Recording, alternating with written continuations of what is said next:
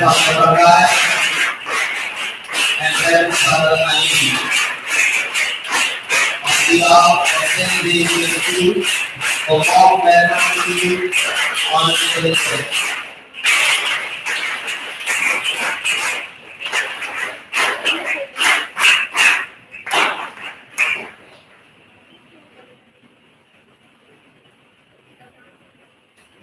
Please come to the dais.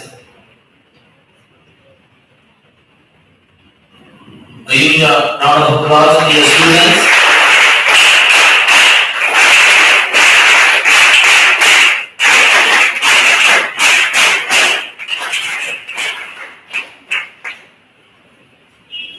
Kindly be seated.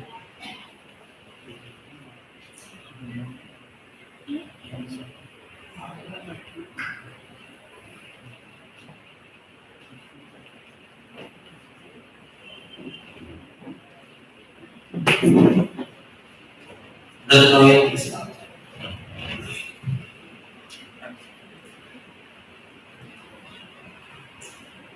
Reverend Father Prakash, we welcome him. A huge round of applause. Very nice, sir. We welcome you.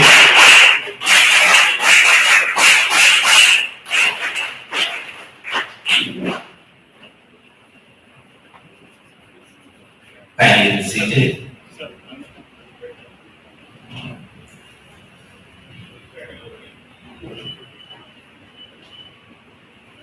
Can a cannonball transform you and me to bring justice, equality, liberty to our nation? Can a cannonball transform you and me to listen to the cry of nature?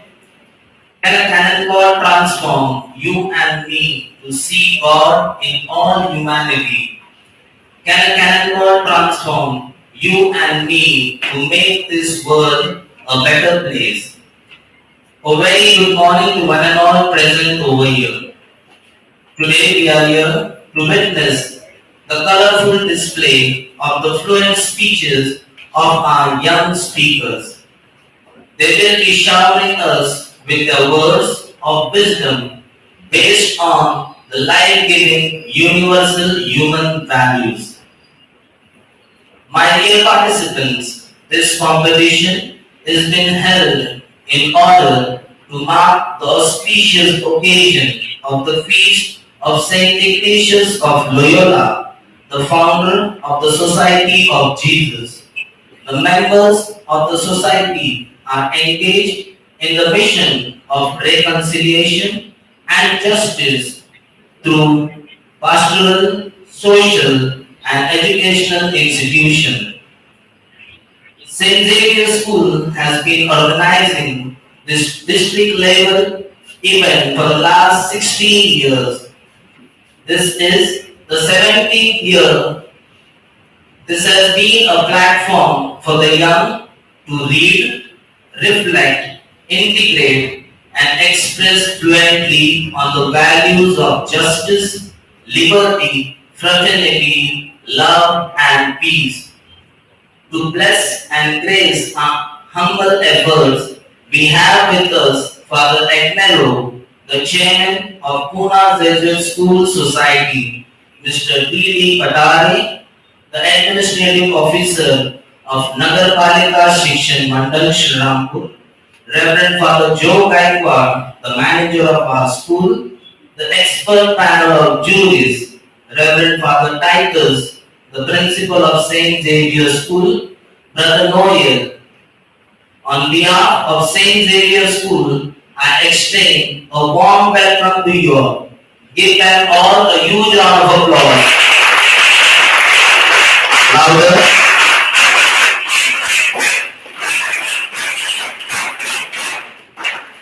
I also welcome the principals, teachers in charge, and you, my dear students, to witness the 17th district level English elocution competition. Darkness cannot drive out darkness. Only light can do that. And hate cannot drive out hate. Only love can do that. So let us begin this day by lighting the lamp and garnering the image of Saint Ignatius of Loyola. I request the chief guest of the day to garland the statue.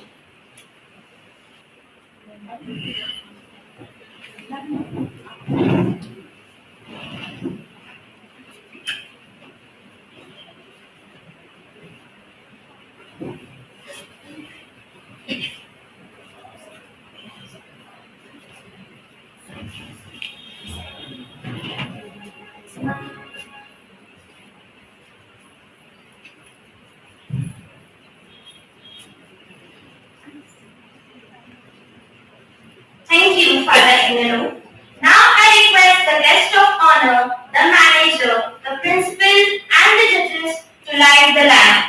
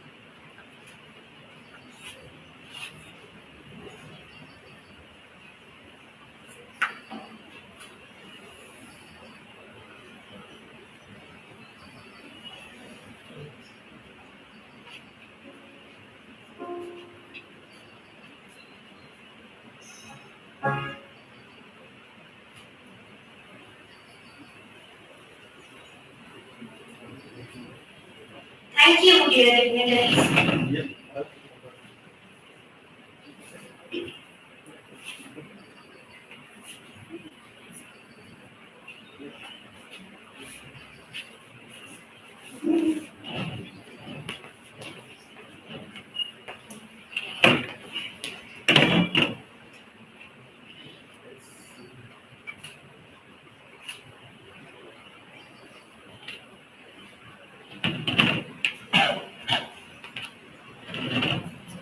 Thank you, dear dignitaries.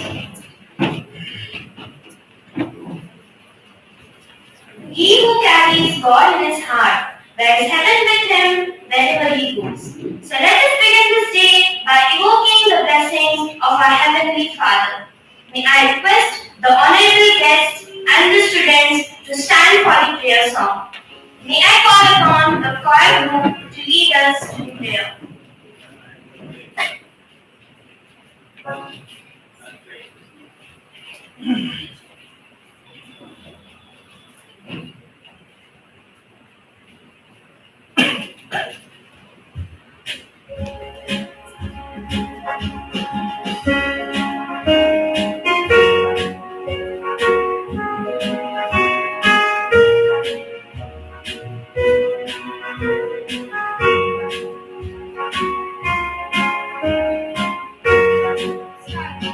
Sing and receive, O Lord, my liberty.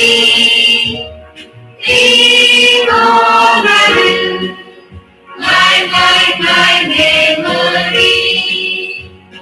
Through the day and the world on and sing.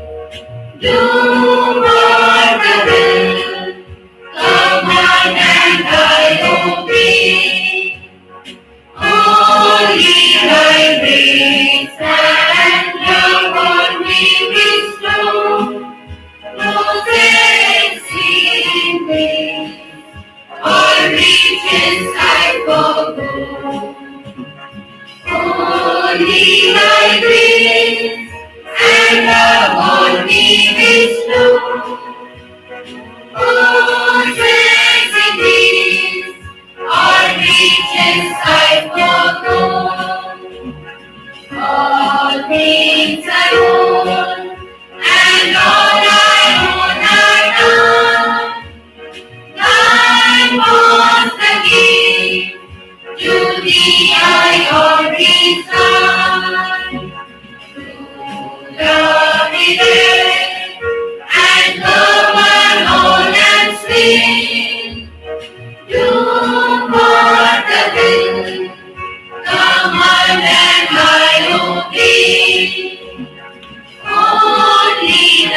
grace and love on me bestow.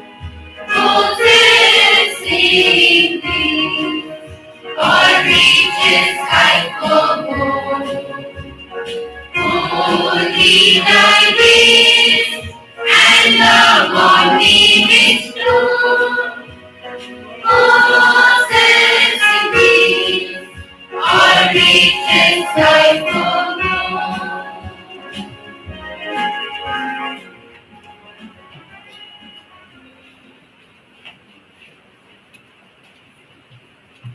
Thank you, everyone. Aditi Devo Bhava. When we Kindly be seated.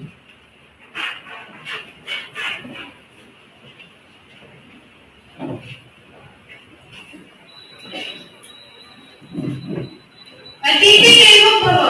When we honor our guests, we honor God. May I now request Sir Tushar, Miss Preeti, and Miss Milagri to introduce the chief guest, the guest of honor, and the panel of juries of today's function.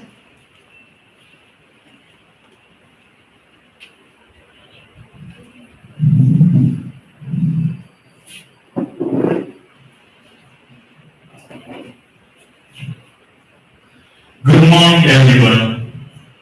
I feel extremely glad to introduce the chief guest of today's function, Provincial of Pune Province, Reverend Father Agnello. Hailing from the picturesque village of Sazura in South Goa, Father Agnello was born in 1965. Did his schooling at Loyola High School, Malgaon, and joined the Jesuit novitiate at Sadhalaya, Nasik in 1985. He did his juniorate at Vinayalaya, Mumbai, undergraduate studies at RPD, Belgavi, and his philosophical and theological studies at JVP, Pune. Ordained priest in 1998, he was sent to study at Viswadip, Bangalore, with a master's in theology, youth ministry. Father Agnello set about working with youth.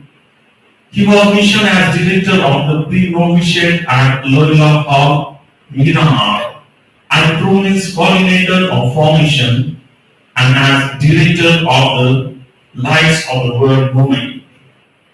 He did his clerkship at Shepherd in 2005 and professed his final vows near the relics of going to side, St. Francis Xavier, at the Born Jesus Basilica in 2006. From 2006 to 2011, Father Agnello served as associate to the Goa Provincial. Then went on to work as vice secretary of the Society of Jesus at the General Curia in Rome from 2012 until he returned to the province in 2019.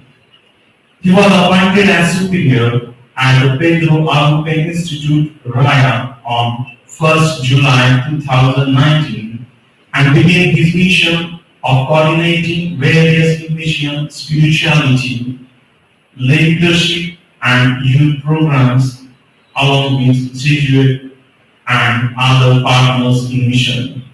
Father Agnello has a sister and two brothers in Goa.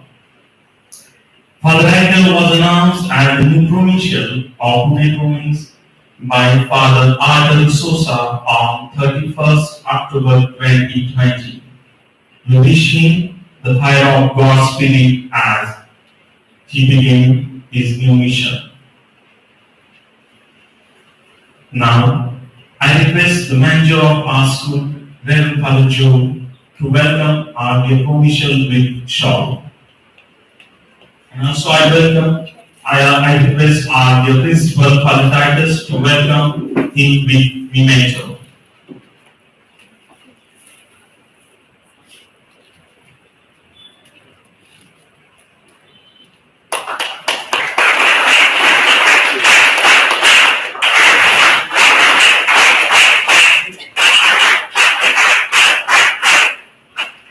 Thank you, Father.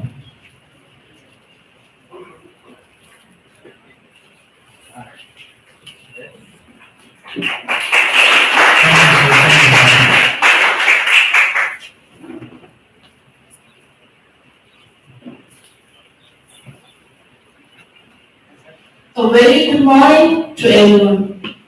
Distinguished guests, Reverend Father Agnello, Provincial of Pune, dignitaries, RDS Principal, Father Titus, all the teachers, participants, and my dear students.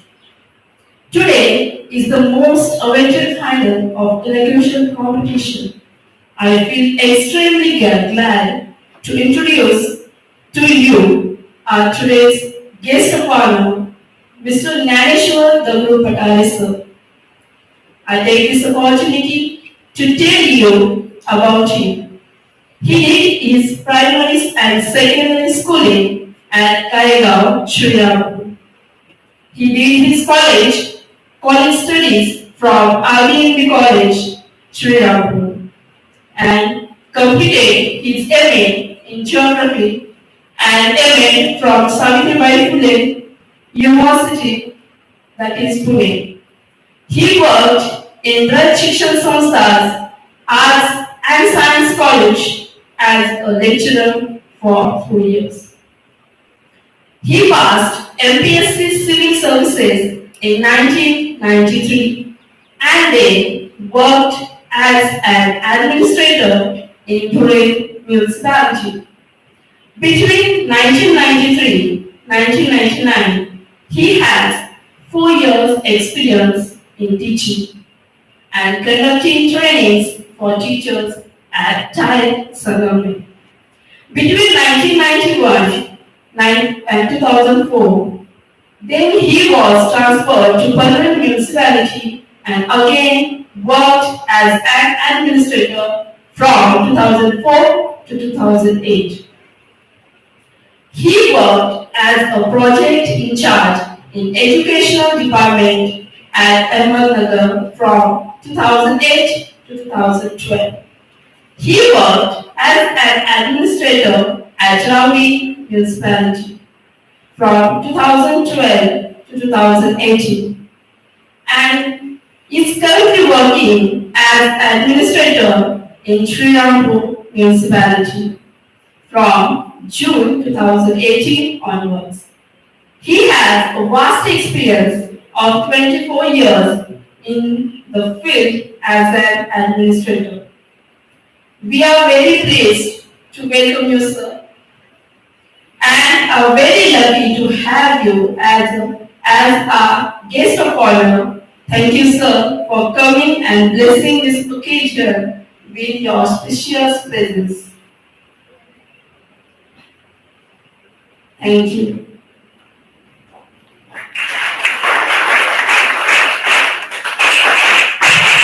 I request Father Joe, manager of our school, to welcome him with a shawl, and the principal of our school to welcome him with a memento. Round of applause, dear students.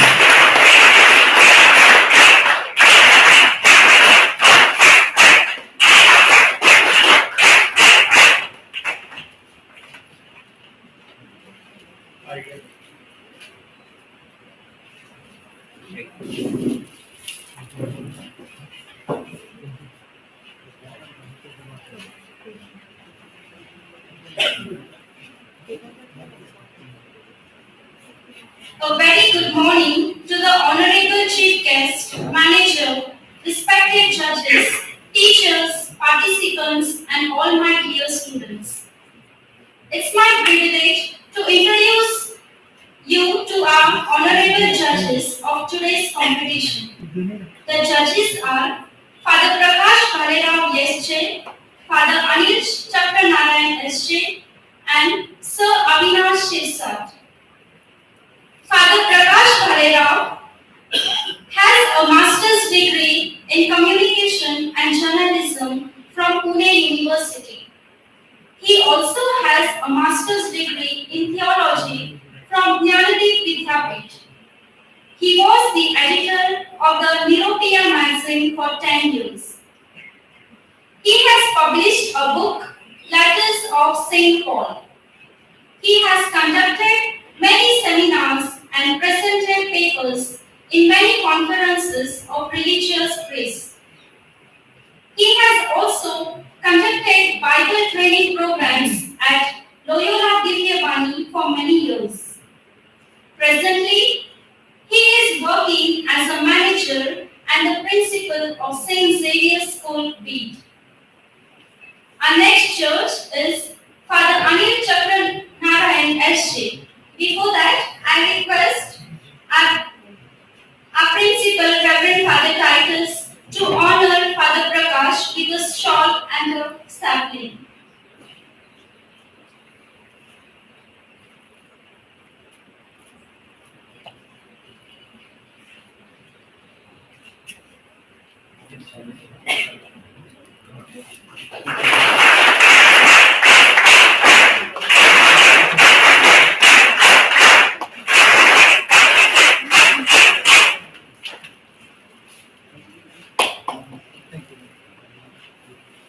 We welcome you, dear Father. Our next church is Father Anil Chakranarayan SJ. Father Anil has a master's degree in English from Pune University. He also has a master's degree in philosophy from Pune University. He is a good musician and also an excellent singer. At present, he is a director of Loyola Divyabani. I request Father Titus to honor Father Anil with a shawl and a sapling.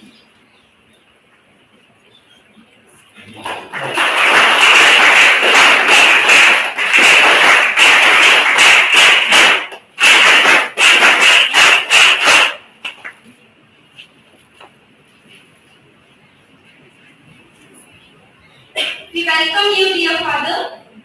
Our next church is Sir Avinash Shirsat. Sir Avinash has a degree in BE Civil, MBA HRD. He has also pursued diploma in psychology, nutrition, computer application, and interior design. He is the brand ambassador of Nilaya Institute of Business Excellence, Pune. He is also a corporate trainer. He has conducted a number of workshops on communication skills, personality development, soft skills and hard skills, time management, art of parenting, interview skills, employability skills, national education policy, and 21st century skills. He is a knowledge partner of Teamless that provides certification programs, trainings, and placement. His hobbies are reading, traveling, surfing the internet, cricket, tennis, and music.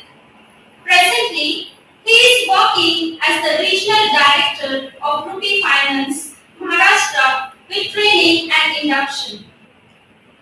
I request Father Titus to welcome Sir Shirsat with a memento and a sapling.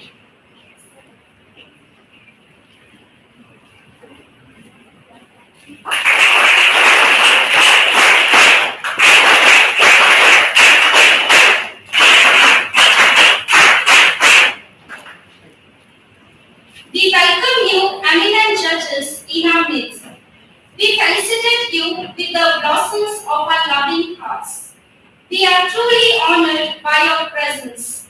We are grateful to you for your valuable service. Thank you.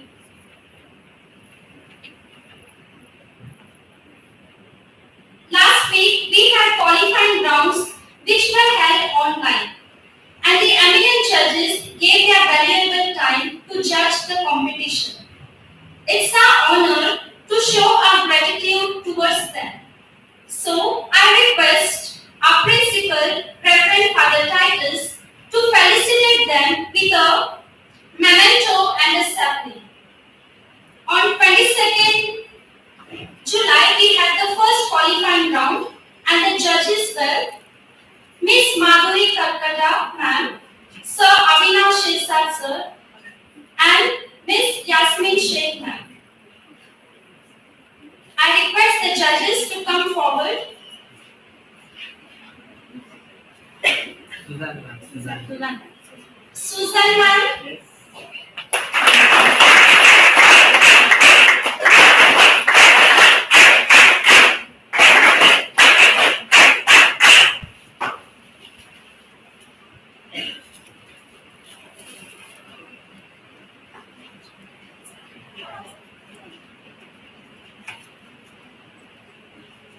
On behalf of St. Xavier's School, I request our dear principal to welcome Brother Noel with a sapling.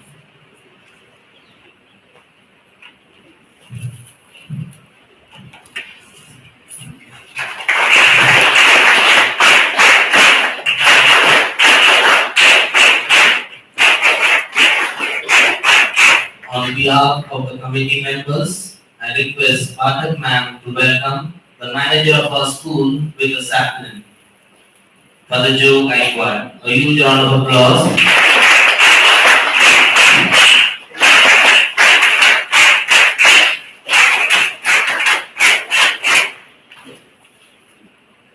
I would like to welcome and honor the person who has been a real source of inspiration, guide, and motivation to us. Is none other than our dear principal, Reverend Father Titus. I request Pathak ma'am to welcome him with a sapling. A huge round of applause.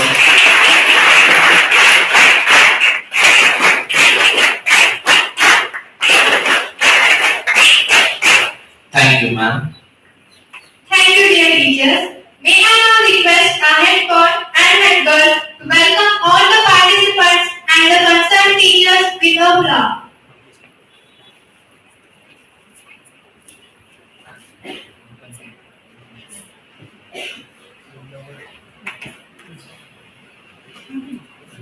Before every special occasion, we take blessings from our elders and those in authority. The blessings truly fill our hearts with confidence and motivation.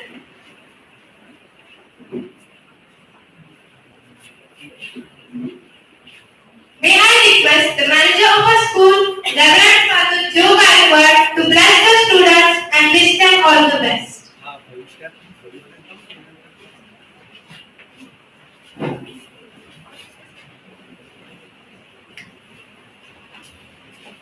Respected Father Provincial, Father Agnew, Father Titus, our principal, all the dignitaries on the dais, all the principals and teachers who have gathered for this competition, all the participants and the students. Let us pray to our Heavenly Father that He will bless all of us, especially the students who are going to give their speeches, that this exercise may be a good help for them to grow in wisdom, to grow in the art of speaking, and to grow in the art of serving the society.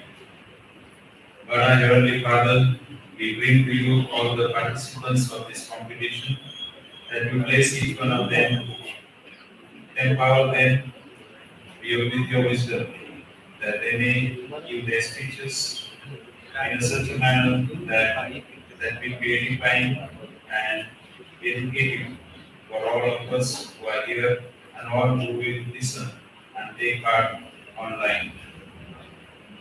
Bless our principal and all the teachers who have taken trouble to organize this event. And may our founder, Father Ignatius, through his intercession, bless all the participants, our school, and all those who have gathered here. We make this prayer through Christ our Lord. Amen. I wish all the best for all the students who will take part in this competition. All the best to you. Thank you, dear Father. I request the guest of honor, Sir Patari, the Administrative Officer of Nagarpalika Shikshan Mandal, Srinagar, to come forward and give his warm wishes.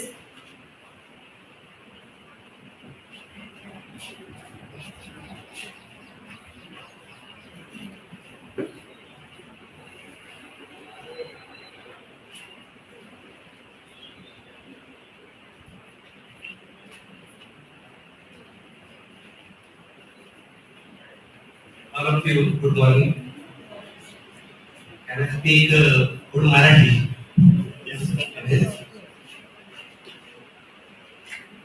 या मंचावरती उपस्थित या कार्यक्रमाचे प्रमुख father reverend Angelo, या शाळेचे principal father Titus, त्याचबरोबर मंचावर उपस्थित असणारे सर्व अतिथी, समोर उपस्थित असणारे सर्व पालक आणि विद्यार्थी मित्र,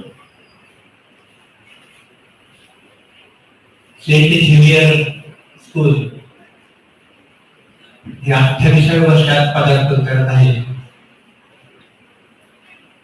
आणि इंग्लिश शाळेच्या या वाटचालीमध्ये किंवा शहराच्या जडणघडणीमध्ये या शाळेचा फार मोठा वाटा आहे आणि या शाळेने जे जे विद्यार्थी घडवलेले आहेत, ही जी परंपरा आहे, श्रीरामपूर सारख्या अर्ध शहरी आणि अर्ध ग्रामीण भागामध्ये दर्जेदार शिक्षण देण्याचं काम ही संस्था करत आहे. खरं तर शासनाच्या वतीनं आणि श्रीरामपूर वासियांच्या वतीनं या स्कूलचं मी प्रथमतः हार्दिक अभिनंदन करतो. त्याचबरोबर हा जो कार्यक्रम आयोजित केलेला आहे, या स्पर्धेमध्ये जिल्हास्तरीय स्पर्धा आपण आयोजित केलेली होती आणि तिथे जेते म्हणून श्री प्रकाश भालेराव आणि चक्रनारायण आणि अविनाश शिरसाट सर यांनी या ठिकाणी जज केलेला आहे आणि यातून प्रथम, द्वितीय आणि तृतीय आणि तृतीयजनांचं जे बक्षीस मिळालेले आहे, या सर्व कॅन्डिडेटचं मी आपल्या सर्वांच्या वतीनं हार्दिक अभिनंदन करतो. यश हे मिळत असतं, परंतु यश टिकवणं हा सर्वात महत्वाचा भाग असतो.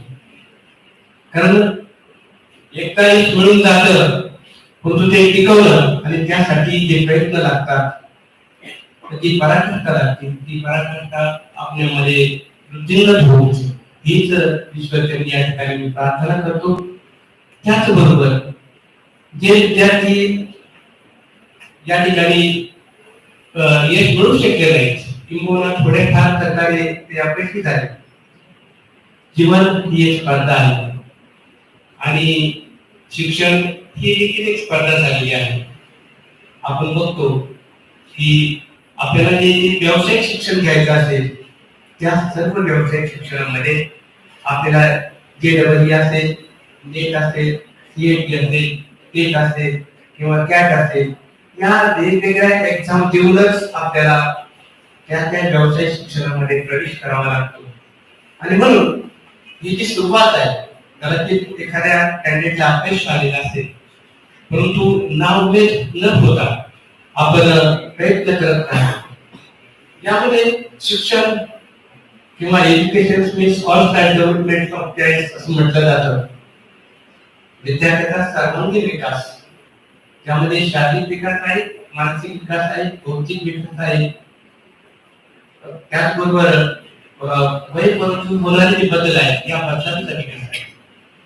आणि हे सर्व विकासाच्या ज्या व्याख्या आहेत, या विकासाच्या व्याख्यांमध्ये आपल्याला वेगवेगळ्या करिक्युलममधून किंवा त्याचे साधने, त्यामध्ये स्नेह संमेलन असेल, विविध प्रकारचे स्पर्धा असेल किंवा विविध प्रकारचे उपक्रम असतील, या उपक्रमाच्या माध्यमातून आपल्याला विद्यार्थ्यांना गुणवत्तापूर्ण शिक्षण देऊन आणि त्याची जी कल असेल, त्याची जी अभिरुची असेल, या अभिरुचीचा शोध घेऊन त्याला योग्य दिशा देण्याचं काम शाळेच्या माध्यमातून होणं आवश्यक आहे. बऱ्याचशा वेळेस पालकांची अशी अपेक्षा असते की मी शिकलो नाही किंवा माझं शिक्षण अर्धवट झालं, मी माझ्या पाल्याला पूर्ण शिक्षण देण्याचा प्रयत्न करतो. आणि समाजामध्ये सद्यस्थितीमध्ये ज्या ज्या व्यवसायाला स्कोप आहे, अशा व्यवसायांकडे पालकांचा ओढा असतो की आपल्या मुलाने इंजिनियर व्हावं, आपल्या मुलाने डॉक्टर व्हावं, आपल्या मुलाने फायनान्सर व्हावं. परंतु हे सर्व विद्यार्थ्यांची कुठल्या प्रकारचे लाभता कामा नये. आणि लाभले केव्हा जातं, ज्यावेळेस कम्युनिकेशन गॅप असतो, त्यावेळेस पाल्य आणि पालकांमध्ये कम्युनिकेशन गॅप असतो. किंवा पालक आपल्या पाल्याची अभिरुची ओळखायला कमी पडतो, त्यावेळेस इच्छा आकांक्षा या पालकाच्या ज्या असतात त्या विद्यार्थ्यांवरती लागतात. परंतु ज्यावेळेस विद्यार्थी पालक आणि पालक यांच्यामध्ये योग्य प्रकारचा संवाद असेल तर निश्चितपणे पालक त्याचं भवितव्य घडण्यामध्ये पालकाचा आणि पालकांचा सहभाग आहे शाळेच्या व्यतिरिक्त तो देखील महत्वाची भूमिका या ठिकाणी पार पाडू शकतो. तर पालकांनी देखील शिक्षित असल्यामुळं पाल्याची सायकोलॉजी ओळखणं गरजेचं आहे. त्याचा कल कसा आहे, त्याची अभिरुची कशात आहे, त्याच्या आशा कोणत्या आहेत, अपेक्षा कोणत्या आहेत आणि त्या ओळखून त्या पद्धतीनं त्याला योग्य प्रकारे ट्रॅक देणं, योग्य प्रकारचं मार्गदर्शन करणं ही एक काळाची गरज आहे. किंवा लाजलेले जे व्यवसाय असेल किंवा लाजलेल्या पालकांनी जे अशा असतील अपेक्षा ते लाजलं तर विद्यार्थी कधी कधी त्या पूर्ण करू शकत नाही. आणि म्हणून इंग्रजी माध्यमातून शिक्षण घेऊन सुद्धा आपण त्यामध्ये विद्यार्थी यशस्वी झालेले दिसत नाही. आता वैयक्तिक जर मी माझा अनुभव सांगितला तर मी RBNP मध्ये मराठी माध्यमातून BA झालो. या कॉलेजमध्ये दुसरा आलो. परंतु त्यावेळेस मी इंग्लिश मीडियम MA केलं. MA ही इंग्लिश मीडियम असतं जिओग्राफी मध्ये, पुन्हा युनिव्हर्सिटी मध्ये मी केलं. त्यावेळेस हॉस्टेलला गेलं तर करमायचं नाही, शाळेत आलं तर समजायचं नाही. कारण MA पर्यंत मी मराठी मीडियम आणि डायरेक्ट MA फर्स्ट पार्टला गेलो इंग्लिश मीडियम. आणि शिकवणारे सर्व मराठीतच होते असते. तर आमच्याकडे छानच्या मॅडम आम्हाला प्रॅक्टिकल होत्या. आणि म्हणून पहिल्या सेमिस्टरला माझे 2 विषय उडाले. म्हणजे जिथं जो पाहिला आलो तिथं माझ्या युनिव्हर्सिटीमध्ये 2 विषय माझे उडाले. केवळ का इंग्लिश माध्यमातून लॅटिट्यूड लॉटिट्यूड किंवा जिओग्राफीचे जे कन्सेप्ट आहे त्याला काय म्हटलं ना ते हेच माहिती नाही. तर तुम्ही भाग्यवान आहात की इयत्ता पहिलीपासून तुम्हाला इंग्रजी माध्यमातून शिक्षण मिळतं. आणि त्या शिक्षणाचा निश्चितपणे आपलं आयुष्य घडवण्यासाठी आपल्याला सदुपयोग करावा. आपले जे विषय आहे विषय जर बघितले तर अत्यंत देशाची एकात्मता असेल किंवा अखंडता असेल, देशाची उन्नती असेल, जे जे विषय आहेत ते विषय कल्पना शक्तीला वाव देणारे पालकांचे आहेत आणि पाल्यांचे आहेत. आणि त्याचबरोबर देशाच्या जडणघडणीमध्ये महत्वाची भूमिका बजावणारे विषय आपण या सर्व पार्टिसिपेंटना दिलेले होते. आणि ज्यांनी जे विषय निवडले त्या खरंच मी मनापासून आभार व्यक्त करतो. आणि आपण अशा पद्धतीनं विषयाची निवड करावी की जेणेकरून विद्यार्थ्यांच्या कल्पना शक्तीला वाव मिळेल. देशाचं भवितव्य स्वतःची जडणघडण करत असताना देश आणि समाज यांची जी जाणीव निर्माण होणं गरजेचं आहे शिक्षणातून. अशा प्रकारचेच विषय आपण निवडावे, अशा प्रकारची या ठिकाणी आशा व्यक्त करतो. पुन्हा एकदा यशस्वी सर्व विद्यार्थ्यांचे मी मनापासून मनपूर्वक आभार मानतो, त्याचबरोबर अभिनंदन करतो. आणि त्याचबरोबर आपण मला या ठिकाणी ती भेट म्हणून बोलवलं, त्याचबरोबर माझं थोडं छोटस मनोगत आपण सर्वांनी ऐकलं आणि आपण माझा सत्कार केला. याबद्दल संस्थाच्या या ठिकाणी व्यक्त करतो. या ठिकाणी थांबतो. जय हिंद, जय Bharat.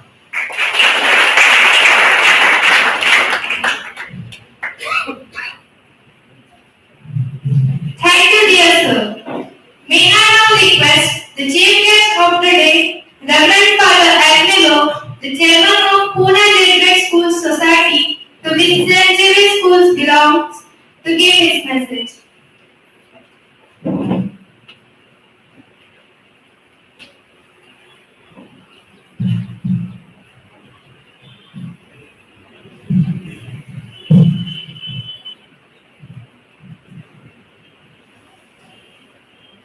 Dear Father Joe, Father Titus, Mr. Patale, members of the staff, students, all the participants, and the other distinguished guests. I am grateful to Father Titus, for inviting me here to be present for this final round of the 17th St. Ignatius Memorial District Level Elocution Competition. And I am also very glad to be present, to witness your performance, and to listen to your ideas and to whatever you have to say about the topics given. The reason why we are here is St. Ignatius of Loyola. What we celebrate this year is a strange event. St. Ignatius was a soldier. He was defending a fort in Pamplona in Spain against the French, and there he was injured by a cannonball. And what we celebrate in a way is called the cannonball moment in the life of St. Ignatius. After this event, when he was injured, his dreams were shattered, his career in the military was shattered, he was restricted to his bed for almost a year. And during this time of recovery, St. Ignatius slowly began to change the course of his life. He began to change his vision, and there was a conversion, and from being a soldier to the king, he became a soldier of God. And today you and I are here thanks to St. Ignatius, who founded the Society of Jesus, and this school is run by the Society of Jesus. Connected with this year, we also have something called the UAPs, Universal Apostolic Preferences, and for our province, we also have the Province Apostolic Preferences. The topics that are given to you are drawn from these preferences. So our preferences are about leading people to God in unity, in equality, walking with the poor and those who are oppressed, accompanying the youth to build a hope-filled future, giving all-round education to students, and caring for our worthy planet where we can survive. Our aim this year, during this Ignatian year, is to look at these things from a fresh perspective. And today, we are glad that you, my dear participants, young minds, young students, will help us to see these realities from your perspective. We are here to listen to you, to learn from you, and also to look at these realities from your perspective. Coming to the message that I would like to give you, and what message can I give you? Being an elocution competition, I would like to remind you just for one short message. Being the message is more important than giving the message. Meaning to say, if I talk about all these things, but these things are not seen in my own life, in my own behavior, the message that I give is an empty message. So putting into practice the message, the words that you will deliver now, that is more important. Practicing what you will talk about is more important than just doing it and delivering it well this morning. Therefore, my advice to you is be convinced of what you say, and automatically you will do very well. If the words, if the thoughts and the ideas are coming from your heart, you will speak with conviction and confidence. You have been given very relevant topics, as I mentioned earlier. It would be very nice to see those values, those principles in your own life.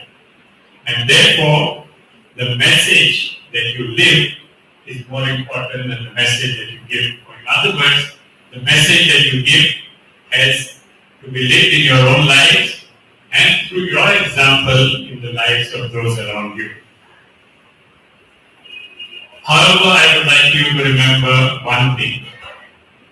You cannot convincingly talk about truth if you are not truthful in your dealings with others. You cannot talk about being concerned about nature and environment if you use plastic indiscriminately, or if you go about destroying plants and trees. You cannot talk about justice and equality if you do not treat others with love and respect. You cannot talk about peace if you keep quarreling with others. Therefore, in short, you must try to be the message that you will deliver today. Some of you will win trophies, but you can claim that trophy to be really yours only when you put into practice what you tell us today.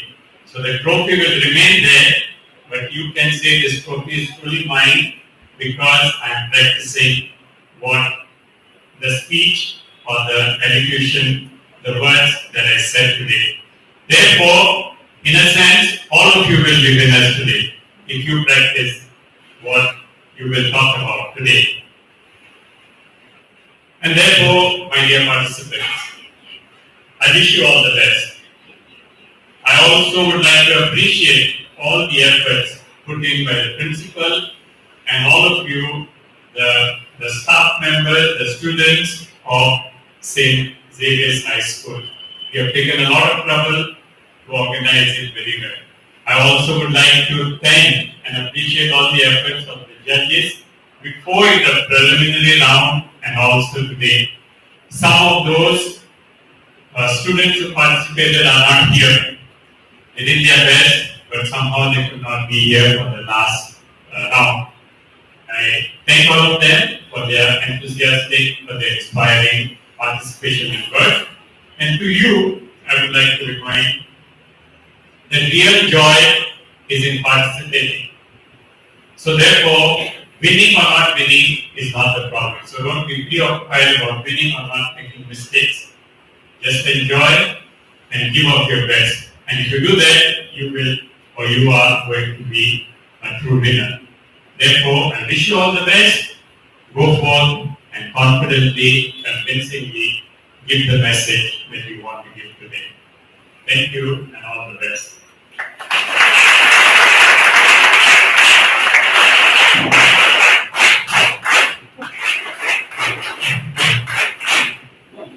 Thanks a lot, dear Father. It is said that all is fair in love and war, meaning no rules apply. When no one follows any rules and regulations, we know what happens. There will be chaos. But we have to set some rules for our game, as this elocution competition is a formal one and is watched by many. May I request Pathak ma'am to read the rules. Good morning, everyone, respected guides, teachers, and all the participants. Before we begin the competition, I would like to brief the rules for all the participants. Instructions and rules. Each participant of a school team should speak on a different topic chosen from either set A or B. You can't change the topic now from the one you have registered with us. Second, criteria for evaluation, total 100 points, that is messaging 30 points, language proficiency 30 points, expression 30, and the time management 10 points, total 100 points. Time duration for each participant is 5 minutes. The student must begin to speak when the timekeeper prompts to and should wind up at the end of 5 minutes. You get 10 marks if you finish your speech between 4.5 to 5 minutes. Please note, you get 10 marks if you finish your speech between 4.5 to 5 minutes. If you wind up before 2.5 minutes or exceed the 5.5 minutes limit, you will get only 5 marks. The combined points scored by both participants is considered for selecting the winning teams. The decision of the judges is final. In order to ensure the integrity of performance, special guidelines will be given to the participants before the competition. Non-compliance to the guidelines will result in loss of points. Thank you and good luck to all the participants. Thank you, Father. Thank you, ma'am. My dear participants, now it's time to listen to the long-awaited speeches. As Saint Ignatius of Loyola told Saint Francis Xavier, go forth and set the world on fire. I now call upon the participants to set the stage on fire of love, justice, and peace through the eloquence. The Artist Arnav has said, make sure you have stopped speaking before your audience has finished listening. We have fixed a 5 minutes limit to your speech so that your audience not go to sleep or play with your mobile phones. If you wind up before 2.5 minutes or go beyond 5.5 minutes, you will get only 5 marks. Please try to time your speech as per the set limits. In the first round, we will begin with the group A with the topics in group set A. Thank you, my dear students. I request all the dignitaries to please come forward and occupy the seat.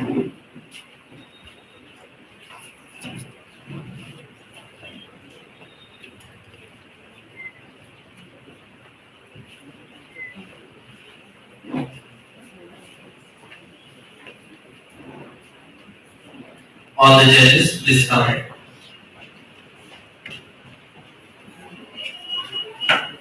Father Prakash, Sir Avinash.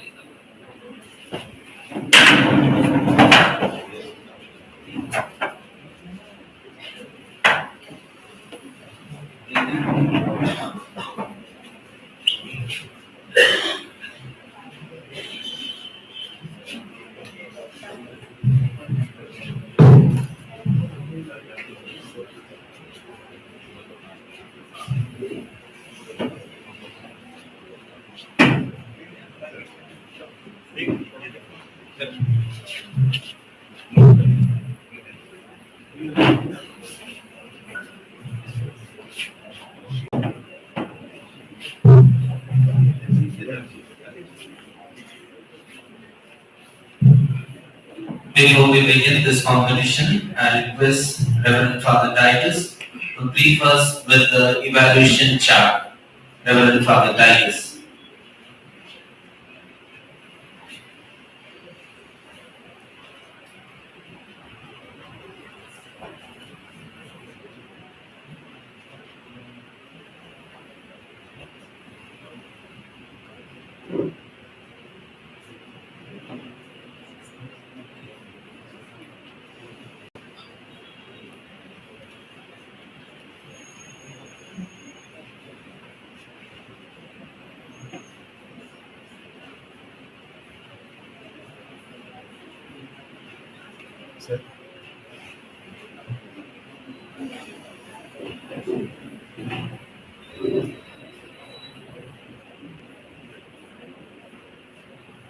I request the principal who have accompanied the students to please come forward. The principals, thank you. Principals, teachers in charge, there is not enough space, please come out to the front chairs. I want to explain to you how we do the scoring. We have created an Excel sheet, not Excel sheet, Google sheet. It's an online sheet, which can be worked by different people, but can be viewed here on our main screen. And each judge is given 3 areas, clubbed under 3 main topics. Father Prakash will be evaluating the students on their content, originality and richness, and logical presentation and creative messaging. 10 marks each. Just want to show how it works. I would like Father to type 10, 10, 10 on the first student there. And same way, Father Anil will be evaluating the students for the grammar, pronunciation, and fluency. Father, please type 10 there each. And Sir Avinash will be evaluating the students for the expression, how they express a message. There is emoting through body language, voice modulation, and high contact confidence. They get 10 points each. That is 90 marks. And time management is repeated 100 times. There will be 10 marks for that. And when they are you able to type, judges? Yes. Avinash sir, please use that keyboard on the keyboard.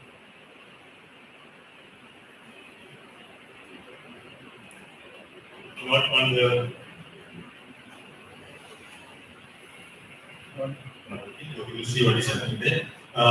Once the mark is put, it goes to another sheet, that is the sorting sheet. And automatically the marks come there, fully calculated.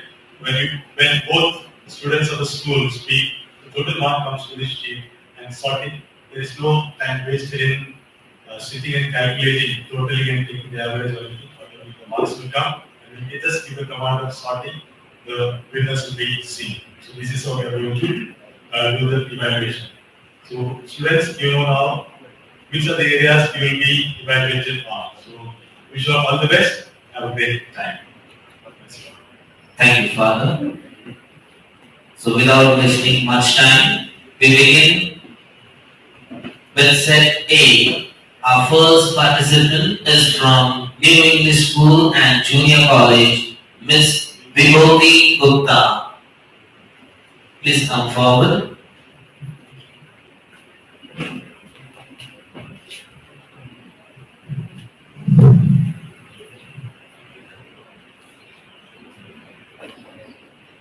Plant seeds of happiness, hope, success, and love.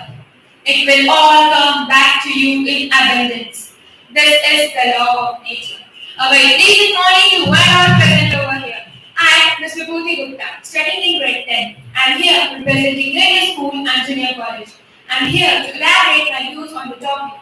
The cry of nature is the cry of God. Hey my dear friends, do you know what is nature? Nature is the physical world of the universe. Nature is all the flora and fauna and the living and non-living things that are not created by humans. Also, events or processes that are not caused by humans. Nature is addressed as God. But do you know why nature is addressed as God?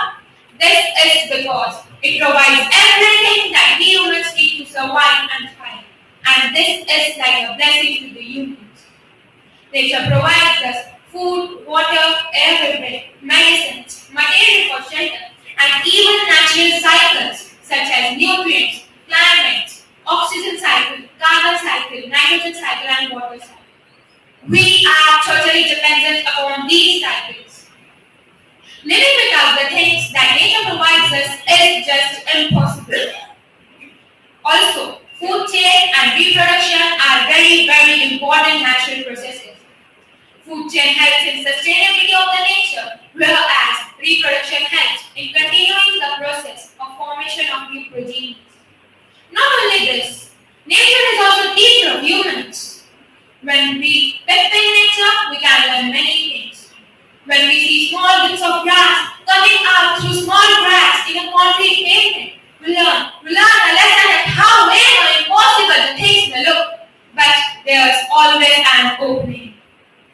Along with this, nature teaches us perseverance, gentleness, calmness, hard work, teamwork, and many more things. Our second mother nature is as important as our first mother who gave us birth. But, my dear friends, we are depleting this nature. Humans impact the physical world in many ways, such as overpopulation, pollution, deforestation, burning of fossil fuels. But it doesn't end here. Doing unethical acts in the name of industrialization and development, we think that this will increase our standard of living. But actually, we are leaving the alive and destroying the future of many generations. Increasing global warming due to human activities is the major cause of depletion of nature. One thing here is very important to understand, and that is Earth provides enough to satisfy human needs and not human greeds. It's easy to think nature will always be with us, but even in my lifetime, birds like starlings and billions of sparrows have declined so much that they are now listed as endangered birds. The latest state of nature report shows that half of our wild species of plants, animals, birds, insects, mammals are on the line of decline. Alarm of our green planet is going off. It's time to wake up and take action. Changes in nature by humans are serious offenses and are taken very lightly by humans. So humanity is being punished very severely and hard back by nature. When humans disrespect nature, they destroy it due to various human interferences. Nature cries and punishes back with severe climatic changes, making Earth a difficult place to live on, creating havoc in the life of people. Floods, earthquakes, tsunamis, volcanoes are some of the sounds made by nature when it cries. Extreme heat, cold, rain, drought are unbearable by we humans. But who is responsible for this? Am I alone? No, we are all responsible for these consequences. Saving nature is very important, and there are many ways to do so. We need to start with proper recycling and proper disposal of waste material. Air pollution should be reduced at all costs. Plant trees as many as you can. We must switch to renewable powers like hydro or solar power. Let's go for no pollution for our betterment. My dear friends, our mother is crying. We need to apply all these practices. It's very important. Respecting nature is like worshipping God. If you take a quiet walk in nature, it will nurture your mind, soul, and body. I'd like to conclude my speech by taking an oath. I pledge loyalty to earth, to its sky, mountains, rivers, and trees. One planet, irreplaceable, to be cherished and protected by all. Thank you and have a great day.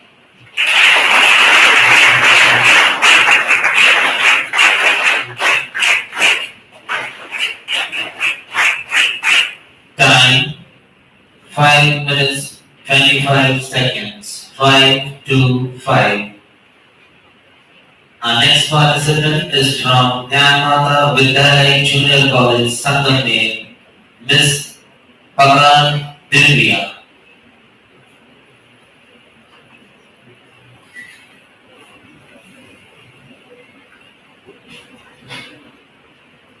Good morning,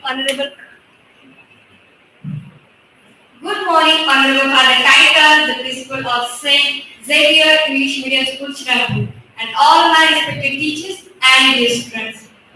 I am Vibhavan and I am from Jnanmata Vidyalaya Sangamner. It is a great honor for me that I have got this opportunity to present my view on the topic of truth cannot be stifled for too long. Truth is an absolute reality or truth in accordance with fact. You can bend it, twist it, misuse it, or abuse it.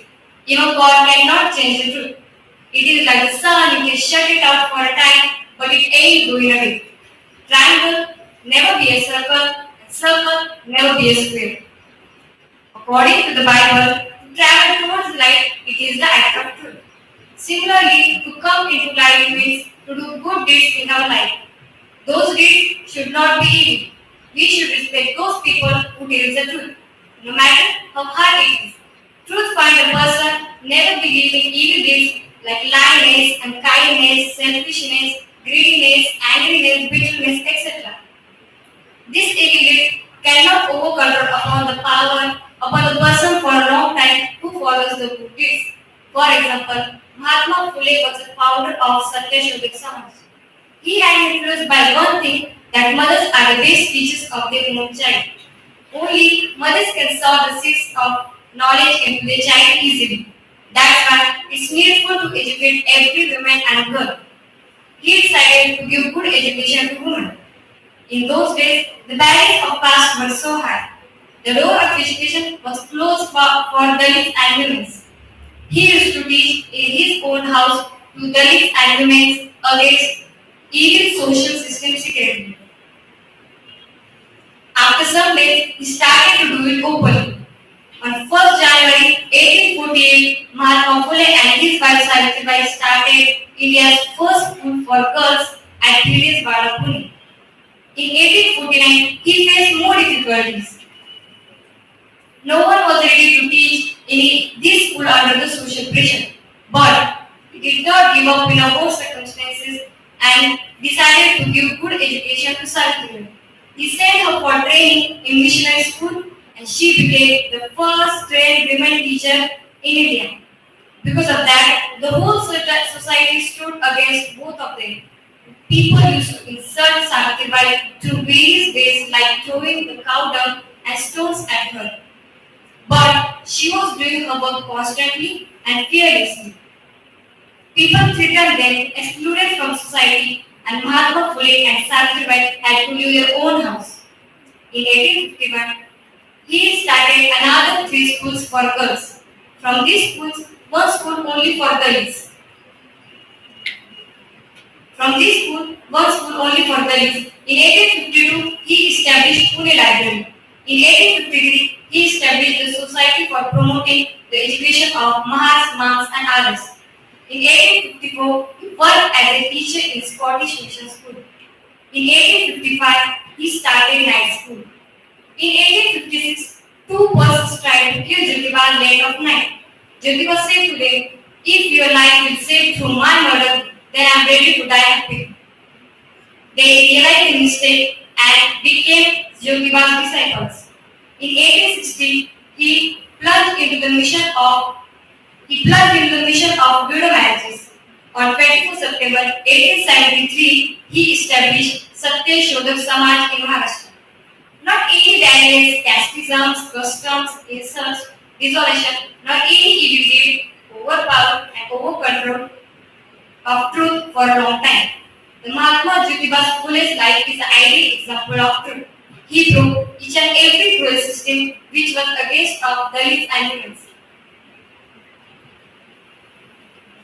Today, in our society, some evil customs are working cruelly. Would you like to try to become Mahatma Phule for your society? Don't worry. सत्य परेशान हो सकता है मगर पराजित नहीं. Truth cannot be stricken for too long. Thank you and have a nice day. A huge round of applause to Divya. Divya comes from Marathi medium school and she spoke very well. Very good, Divya. Keep it up. Time 4 minutes 32 seconds. 4, 3, 2.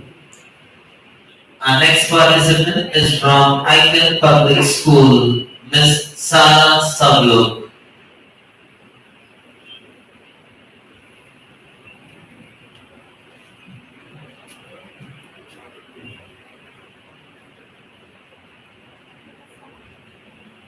Warm greetings to respected judges, mentors, and my fellow students. I, Sara Sablok from the Icon Public School, Ahmedabad, am honored to speak on an idea that has always struck a chord in my heart. Vasudhaiva Kutumbakam. We are global citizens. This invocation to mankind in Sanskrit, Vasudhaiva Kutumbakam, literally translates to the whole world is one single family. It calls upon one and entire mankind to surrender cultural or geographical differences in terms of political borders, ethnicity, or nationality, to embrace and imbibe responsibilities of being a part of a globalized world. I am proud to belong to a country that has embraced these ideas long before they were brought into relevance in recent times. For the youth of today, the world is our stage. Global, not just in terms of sharing the same social media, such as Instagram, Snapchat, Twitter, and so on, but global also in the tender concerns we feel for issues like protecting wildlife. Global, not just in terms of international travel, which is so exponentially grown, but global also in the same way we all feel strongly for injustice and scarcity in lesser privileged parts of the world. If the world is our home, we should all have common concerns in protecting it, isn't it? For instance, climate change affects us all. Nature's beauty does not see the difference between one country and another when it rebels against the ravages we've caused it. So when we plant trees in our surroundings, we may promote biodiversity within our own circle of influence, but in the larger picture, it is a step towards global well-being. When we support the education of a young child with lesser means, we might have just empowered another agent of change. Therefore, thinking global by influencing local should be one of the touchstones on which our actions must be based. Being a global citizen does not mean abandoning a national identity. Rather, it's enriching it all the more like a multi-hued tapestry of deeply meaningful synergy with our surroundings. Too often until now, we have been focusing on what divides us rather than what unites us. So people high up in the corridors of influence should endeavor to channelize resources out of a connective, need-based sharing spirit. Quite contrary to a greed-based, acquisitive and divisive political and economic culture. And in context of a planetary crisis like the pandemic we recently faced, two natural calamities, we should all foster and facilitate transformative dialogues between leaders across various institutions who are ready to spearhead faster and more dynamic solutions in case of any emergencies. We ought to prepare a new generation of young leaders. An erstwhile king of pop, Michael Jackson, so profoundly verbalized this great awakening in his timeless song. There comes a time when we heed a certain call, when the world must come together as one. We can't go on pretending day by day that someone, somewhere soon, make a change. We're all a part of God's great big family. Oh, send them your heart so they know someone cares and their lives will be stronger and free. This leads me to further reflect on the Psalm of David from the Holy Bible. The earth is the Lord's and all its fullness thereof, and all of those who dwell therein. Therefore, in being diligent with our own respective corners, that we have been apportioned in this spectacular earth, you and me can prove to be faithful stewards in our own true calling as global citizens. Vasudhaiva Kutumbakam. The world is my family. Love and salutations. Sarah.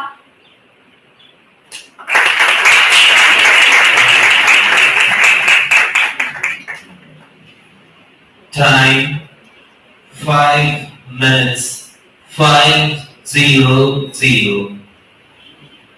Our next participant is from Atray Public School, Miss Patil Ria.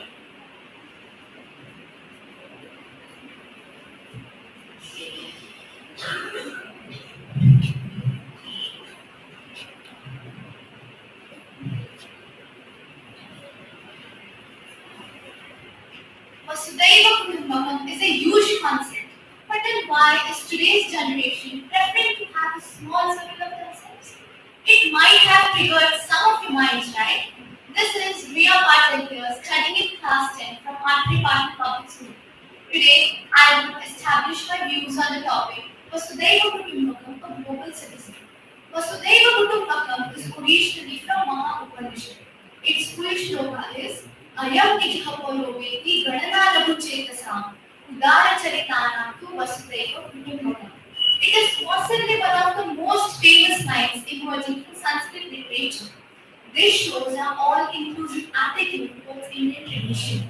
Unity in diversity is something that we have been practicing since thousands of years. Every person living on this planet Earth is a part of humanity. If I divide this world into two segments, Vasudhaiva means Earth and Kutumbakam means family. Together, whole world is one family. I would ask a question here. If the whole ocean is one, then how a drop of ocean is different from ocean itself? Right. So it helps us to instruct young minds about the philosophy of life.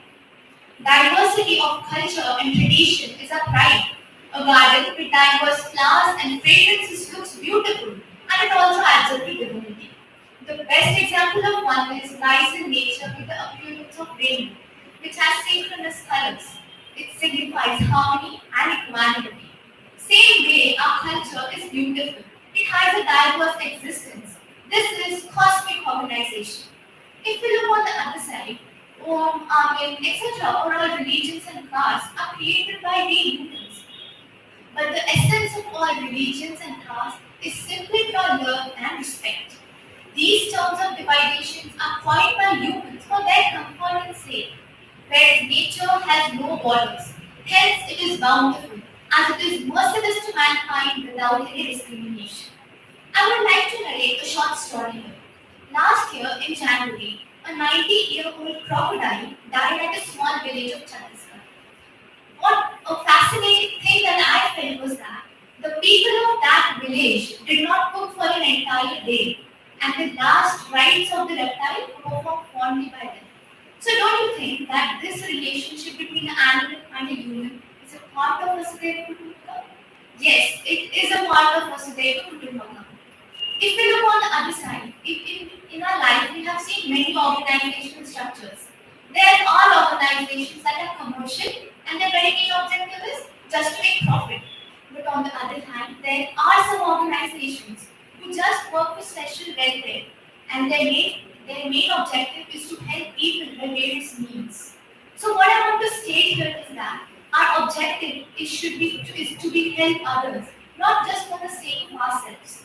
Every coin has two sides. Looking on the other side of the coin, we all humans have three core needs: business, social, and spiritual. We all humans want to fulfill our needs and cravings and we just run behind them. But we should remember that ethos are the things that we need to inculcate in our life. We all humans are worldwide web of so many relationships. So don't you think that this whole world can be just one person family?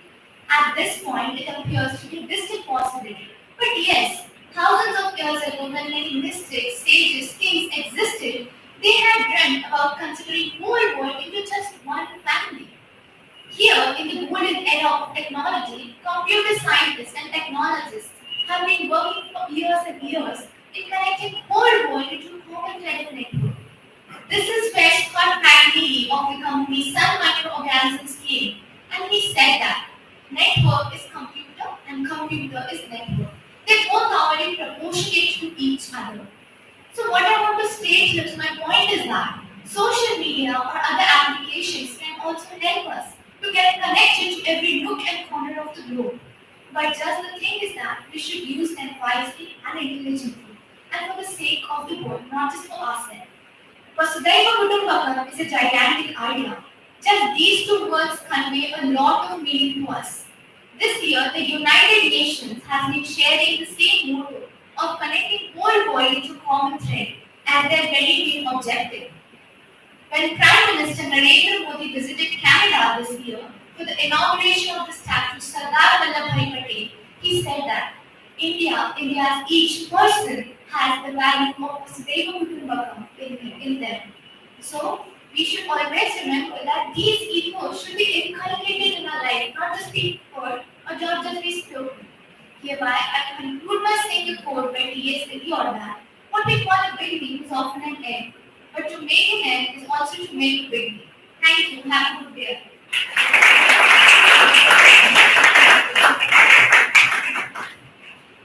Time 5 minutes 18 seconds. 5.18. Our next participant is from Sacred Heart Convent High School, Miss Shane Sidra.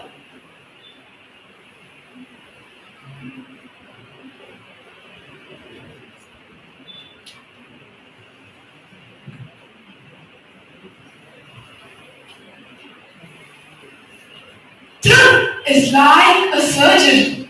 It hurts, but cures. While lie is like a painkiller. It gives instant relief, but has its side effect. A very warm morning to one and all. Myself, Shakespeare Mr. from Sacred Heart Convent High School, here to express my views on the topic truth can't be stifled for long. Corruption, corruption, corruption. I am sad to announce that we live in a world which is fully corrupted. It is because we believe lies are truth as they give us an illusion, a very beautiful illusion in which we wish to live. That is why we disagree to believe the truth, as it is the bitter reality. But we often forget that truth has to come out one day or other. We can't keep it under a little touch and decoration, as it is like water. It can find its own way and hence keep flowing. Truth brings with it purity. Olympics tells us that a person can be victorious only if he abides by truth. Satyameva Jayate. Truth alone triumphs. Since ages, learned men, saints and prophets are searching. What is truth? Well, truth is conformity of outer with inner. The actions with intention and the practice with preaching. As such, truthfulness is the very cornerstone of a person's upright character. That is why a truthful person's honesty can achieve many more things than a liar's deception. Speaking the truth is always valued by our great leader Mahatma Gandhi. He was a representative of truth. During his lifespan, he motivated many people. Even his stories of honesty are famous now. They are inspiring and aspiring. But it is our duty to indulge his values and teaching in us. It is time that we learn and follow the teachings of truth. Because if we speak the truth, we don't need to remember anything. We don't need to defend anything. As its power is so vast that it can defend itself just like a lie. Everyone present here might have to lie one way or another. Lying to parents about the test, giving stupid excuses to a teacher, hiding your results just to be friends with someone, and the list goes on. What do you think? Won't the truth be out? Yes, you know the answer. And you also know when the truth comes out from other medium, then that guilty feeling about the lies is inexpressible. Now, that is a time where you can make a change. You can let your mind control your lies, not your lies control your mind. Remember, dear friends, we are now in an age where we need to choose our path. And no matter which path we choose or which path we are in, we must follow a truthful and righteous path, which will help in building a strong foundation of our future, and that will be possible with only truthfulness and hard work. Now, Let me conclude by saying that the face of truth is open, the eyes of truth are bright, the lips of truth are ever closed, the head of truth are pride, the back of truth shall forward, the gaze of truth is straight, truth has neither fair nor doubt, truth has patience to wait. The words of truth are touching, the voice of truth is deep, the law of truth is simple, always so you read. The soul of truth is plain, the heart of truth is warm, the mind of truth is clear and formed through rain and storm. Facts are only in shadow, truth stand above the sin. Great be the battle of life, truth in the end shall win, truth in the end shall win. We all now have understood the message of truth. So let us pray God together. Let us make our message of truth contagious and let us be a carrier of it. Together we can spread a pandemic. Thank you and have a fruitful day.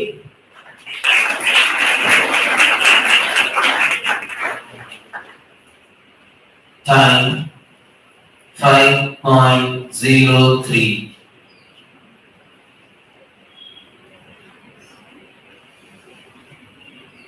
Our next participant is from St. Xavier's English Medium School, Master Apurva Rajguru.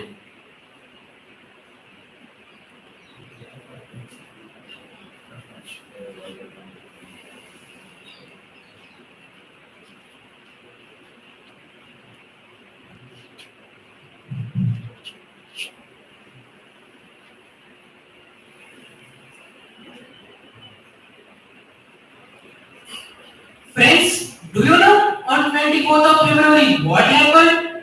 So friends, as you know that there was a big war took place between Russia and Ukraine. This war caused so much harm to the life of people who live there.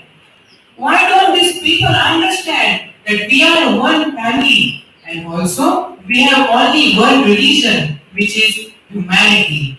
The wise on the earth believe that the entire world is our family. Vasudhaiva Kutumbakam.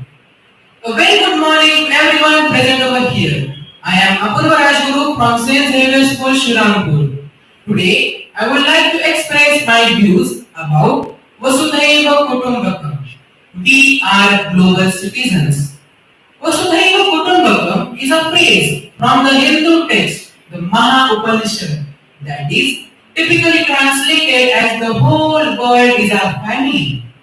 Vasudhaiva Kutumbakam is made up of three Sanskrit words, Vasudha, Eva and Kutumbakam, in which Vasudha means earth, Eva means emphasizing and Kutumbakam means a family. The diversity of culture and tradition is our pride. A garden with diverse flowers, with diverse fragrances looks so beautiful and also gives divinity to the garden. Oneness in diversity is exhibited in nature with the appearance of a rainbow, which is a combination of diverse colors which look so beautiful. When these colors are separated, they disperse and cannot be visible. By the magical effect of the sun and the rain clouds, the concerted reflection makes a sublime rainbow, which signifies harmony and equality. Similarly, our country also has beautiful combination of diverse languages, diverse traditions, and diverse existence. Respecting and celebrating our culture is the beauty of diversity.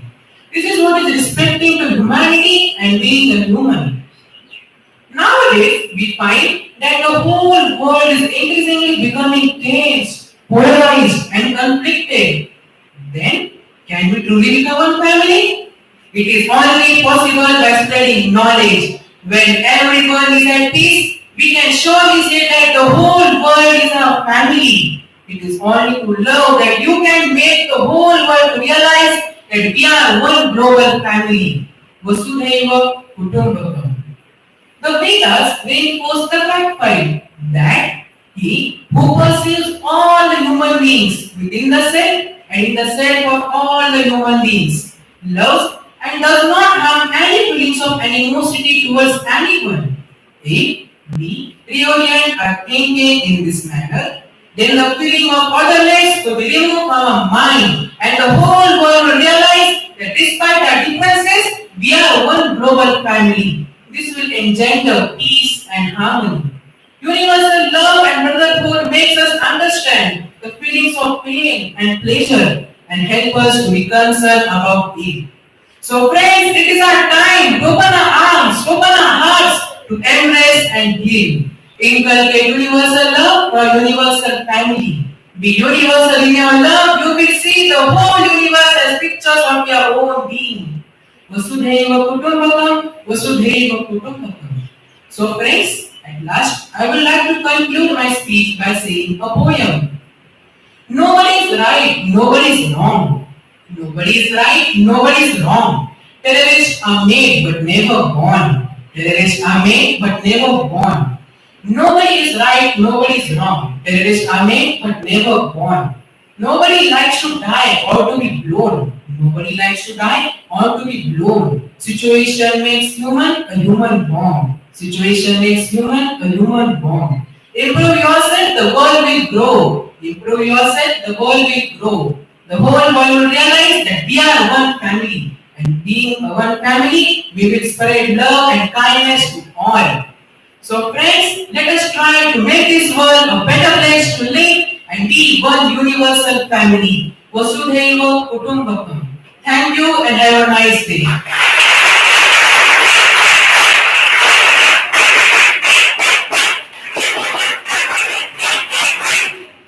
Time 4 minutes 46 seconds. 446. Our next participant is from Sri Sai Baba English Medium School, Miss Prachi.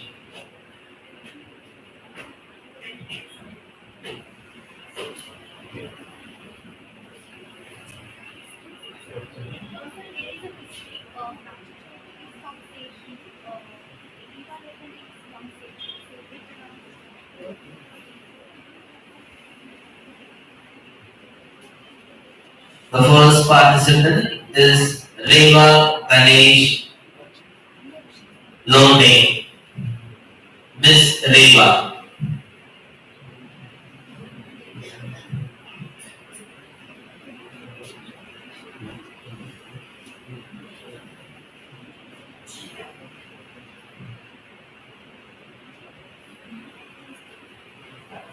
Imagine if there is no water on the earth. Imagine the air that we breathe suddenly stops. Imagine if there is no sun, no moon, no trees, nothing. Now put aside your imagination and just think how this everything will affect on us. In the same way, God created nature, God created human beings as well. Though nature can survive without humans, but humans cannot survive without nature. There was a famous person named Osho Rajneesh saying that the visible part of God is nature and invisible part of nature is God. With this, good morning everyone. Myself, Reva Ganesh Lone, studying in grade 10 from Sri Baba English Medium School, Shady. Today I am here to converse with you all on the topic, the cry for nature is to cry for God. There is a law of nature, it takes as it is. It manipulates the five elements, air, water, earth, space and fire. Nature loves the matter and is being equally for her own purpose. Her purpose is for constant growth, and when she sees obstacles due to the thereby destruction of dance, volcanic eruptions, floods, storms, she uses that five elements to destroy them. Now the question arises that what does it mean to cry for nature is to cry for God. When we cry for God, we essentially say, my God, this is too much for me to bear. I'm just giving it to you to love me and fix me. But are you listening? The cry of Mother Nature? The Mother Nature cries for destruction of her shores. The Mother Nature cries for all her neglecting art. The Mother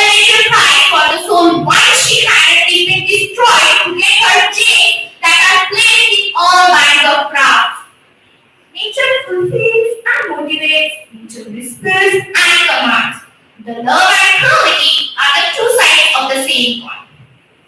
In 17th century, the Dutch philosopher Spinoza has written a beautiful relationship between nature and God. Spinoza's ideas have influenced a lot of people. Once, a German creature sent a telegram to Albert Einstein asking, "Do you believe in God?" Einstein replied, "Yes, I believe in Spinoza's God who reveals himself with the law of harmony, not with the God who reveals himself with the fate. To see the world in grain of sand and the heaven in white cloud, hold infinity in the palm of your hand and eternity in an hour. Sometimes, as tiny grain of sand can sparkle of alchemy of the nature in the huge significance of the world. But there is really bad condition that the planet is losing 4.7 million of hectares forest every year. Unfortunately, people have corrupted the God's creation. We can't deny the fact that the bad habit of human beings is the major cause of environmental destruction. Though environment already suffers, we should see or help our mother nature to heal and grow. From nature, we discover the wisdom and the power of the God. The Bible testifies that the nature and the creation gives a clear testimony to the God's existence. They say that in addition, God does not bring us in direct contact with the God, but reveals the power of the God. John Muir said that nature is lovely, invincible, glad, whatever is suffered by her own creature. Those who contemplate the beauty of the earth and that is being preserved or suffered by the creatures. To the undisturbed beauty of the forest glade and the calm tranquility that nature has made. So please care for the trees as they slowly die and remember the birds which are nature's pride. Friends, it is very simple that if we look at the nature, then only God will look at us. If we hurt His own creation, will God listen to our worships? Just think over it. With this, thank you and have a great day ahead.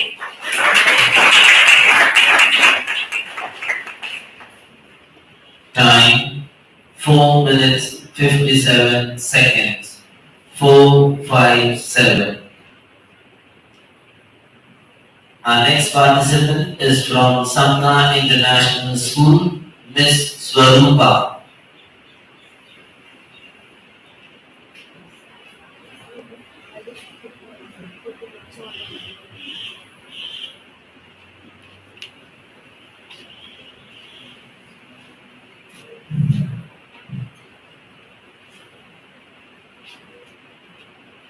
ये दुनिया हम सबका घर है, प्यारा सा संसार है। इस दुनिया में रहने वालों का एक ही तो परिवार है। A very happy morning to respected judges and my fellow participants. I am Miss Swarupa representing Samna International School co-program, and I am here to bring light on the topic of Vasudev Kutumbakam. Vasudev Kutumbakam, what does it literally mean? Vasudha means earth, Eva is, and Kutumbakam family, which all together makes that the world is a family, or the earth is a family. The word has been derived from Samaved. It states that the thought that this person is mine and that is a stranger is made by narrow-minded and ignorant people. While the people who know the supreme truth believe and acknowledge that the whole world is one family. It is not just the Vedas. Even the Bible shows the concept of the world being one through the concept of Adam and Eve, who were sent by God to populate, to develop a relation with the Almighty. Even the Quran says to love everyone and be compassionate because Allah watches everyone. So it clearly lays that the idea of Vasudev Kutumbakam is not religion constricted, but a much more broader idea than we actually perceive it. The question is not why we all are a family, but why not? Tell me, why not? After all, we all are humans. We all want peace. We all wish to protect our loved ones. We all are affected by global warming. And not forgetting the corona pandemic. which affected millions of people around the globe without inspecting the person's religion, caste, or creed. The nature doesn't discriminate amongst us. We ought to learn from the nature. Does nature inspect a person's religion or caste before providing fresh air, water, or breeze to anyone? Then who are humans to do it? We have to learn from the nature. All differences in this world are of degree and not of kind, because oneness is the secret of everything, says Swami Vivekananda. It signifies that be it religion, way of life, humanity, or anything else, it will eventually come under one umbrella called oneness or unity. Even our Honorable Prime Minister Narendra Modi stated that we believe in Vasudhaiva Kutumbakam. I belong to a culture which culture says that the whole world is one family. He further adds, how can we hate any commodity or even any person? It's impossible. There are 5 fundamental principles to Vasudhaiva Kutumbakam. To be with everyone, to love everyone, to respect everyone, to believe in Ahimsa, and finally, to accept everyone. The importance of Vasudhaiva Kutumbakam to be inculcated in today's era has increased as humanity keeps fading away, leading to a decline in the quality of life of people. We see widespread poverty, hunger, and so many sadness around us. There are so many pictures which shook the world, and one which touched the most is the vulture waiting for a starving kid to laugh. You may take a look at the picture. The photographer, for clicking the picture, received an auspicious award, but gained a lot of criticism as well. Later, as he realized how he was acting is another vulture in the picture. Such was the guilt and how humanity took over him that without thinking twice of the consequences, he committed suicide. Can we not relate it to when we love someone? We lay down our lives without thinking of the consequences. Let's start inculcating it with others as well. We always say we believe in Vasudhaiva Kutumbakam, but when can we actually become a family? The time is now. It's now we should hold our hands together, drive away the darkness of ignorance, light the lamp of knowledge, and spread humanity and love to as many people as possible. After all, Vasudhaiva Kutumbakam. We are all a family. We are global citizens, and we will be the one who will lead the world into the right path for the future generations to follow up. Thank you and have a nice day.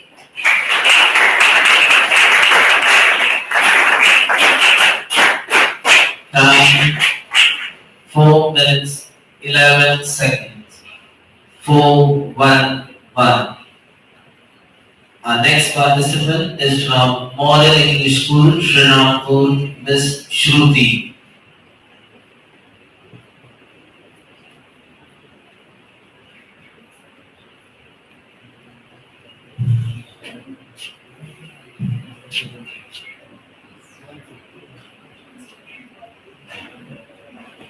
Nature is the art in itself. In any walk with nature, one receives far more than his sex. With his coronation, a very warm and pleasant morning to women all present over here. This is Miss Shruti Gandhi from Standard 9, representing Model English School Shampool.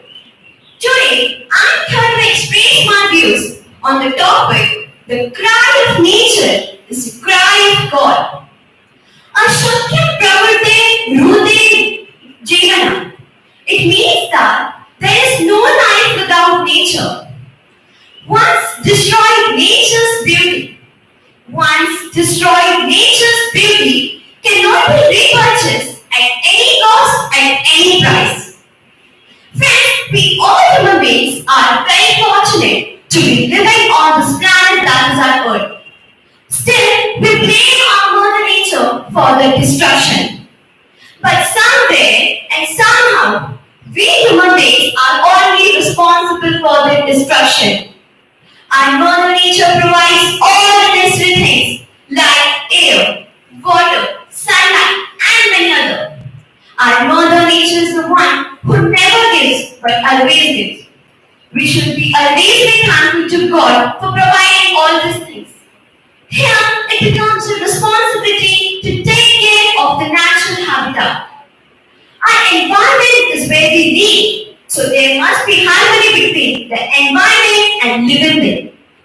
If we talk about our today's present scenario, Then due to overpopulation, our environment is under distress. The situation is alarming as our natural environment is overexploiting meet human needs. And it is only because of human activities that we are not able to maintain a healthy balance with nature. The threats which we are facing includes man pollution, deforestation, global warming, etc. And these threats are real and have raised an alarming situation. To meet the wants of society, we are putting too much pressure on our environment, which leads to damage of nature and makes our nature crack. Environmental pollution is the biggest issue that the modern world faces today. The soil is losing its fertility, and in most places, soil pollution makes it difficult to grow crops. Even air and water is the effect of mass urbanization and industrialization. Controlling the pollution is the need of the moment, but however, this still get neglected by us. Environmental problems are also the result of vast technological advancement in the last few years. The overuse of natural resources to build an ideal infrastructure is responsible for the loss of the natural environment. The harsh weather conditions, melting of glaciers, increasing carbon dioxide emissions are some of the major concerns which need immediate attention. Deforestation is also a reason for nature's cry. Because of the need and greed for land, we have to cut trees, though we all know that we get oxygen from our plants, which is needed by us to breathe. Other than this, there are many such threats that we are causing to our mother nature. We have got such wonderful things. Do what you can and save away, so that our children in future can see the things which we have nurtured. Friends, the question arises, what can be done by each one of us sitting here? So friends, we can make our earth a better place to live in by taking simple steps like planting trees, throwing waste in proper bins, saying no to plastic bags, etc. They are cutting more and more trees down. Have you seen? And replacing them with concrete, that's quite obscene. So please feel for the nature as it will slowly die, and always remember the words of the nature's cry. No, we can't see our environment and mother nature crying. We are the environment. We are the extension of this earth. Saving environment is not different from loving life around you. So let us come together and try to protect our environment and mother nature. Thank you.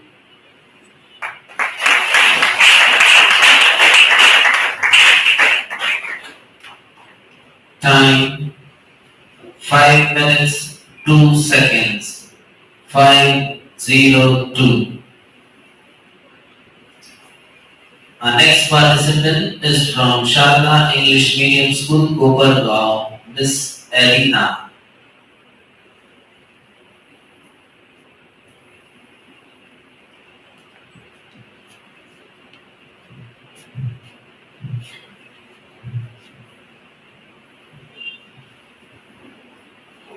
A rainbow is not beautiful because it has different colors.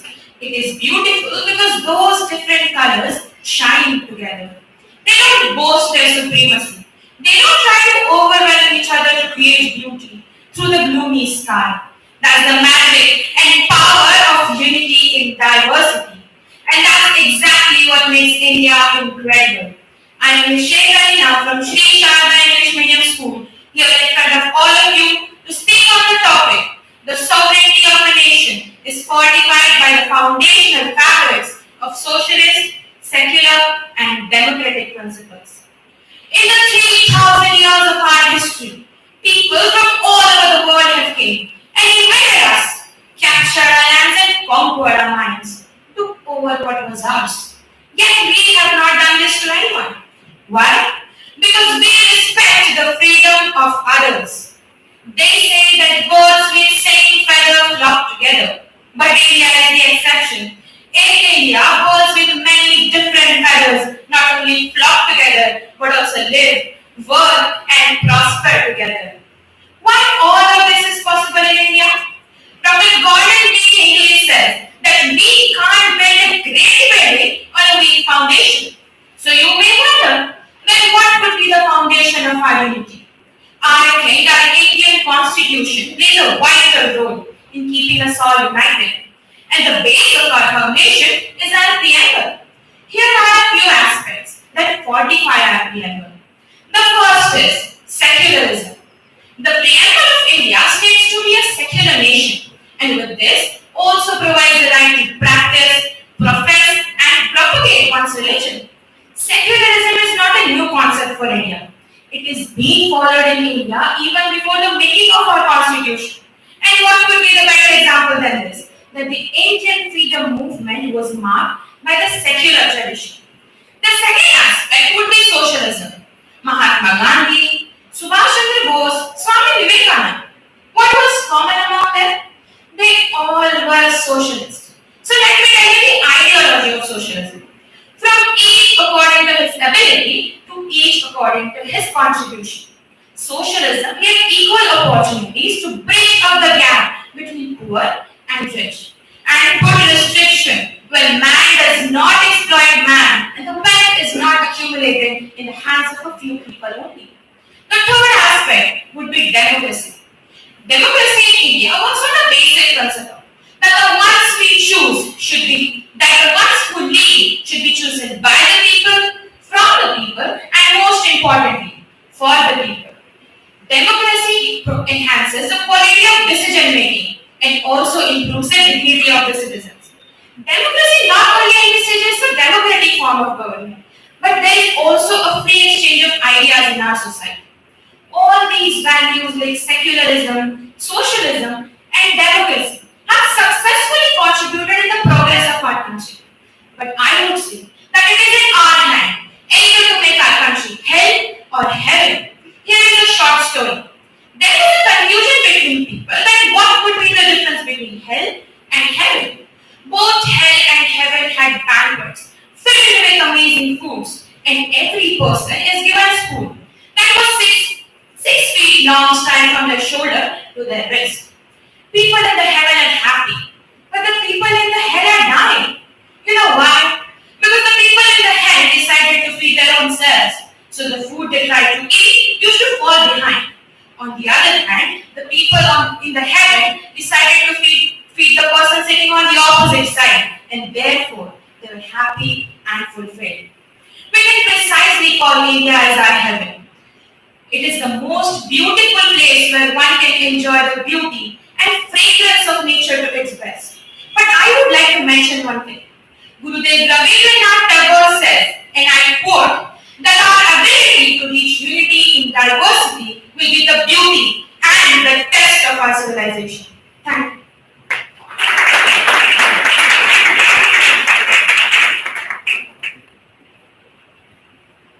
Time 4 minutes 31 seconds.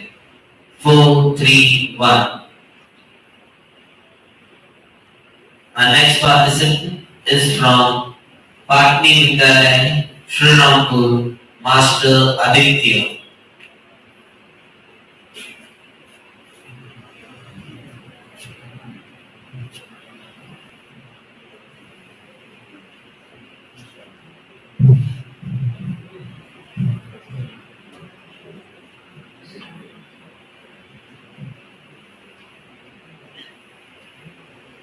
Good morning, honorable judges, respected teacher, and my all good friends.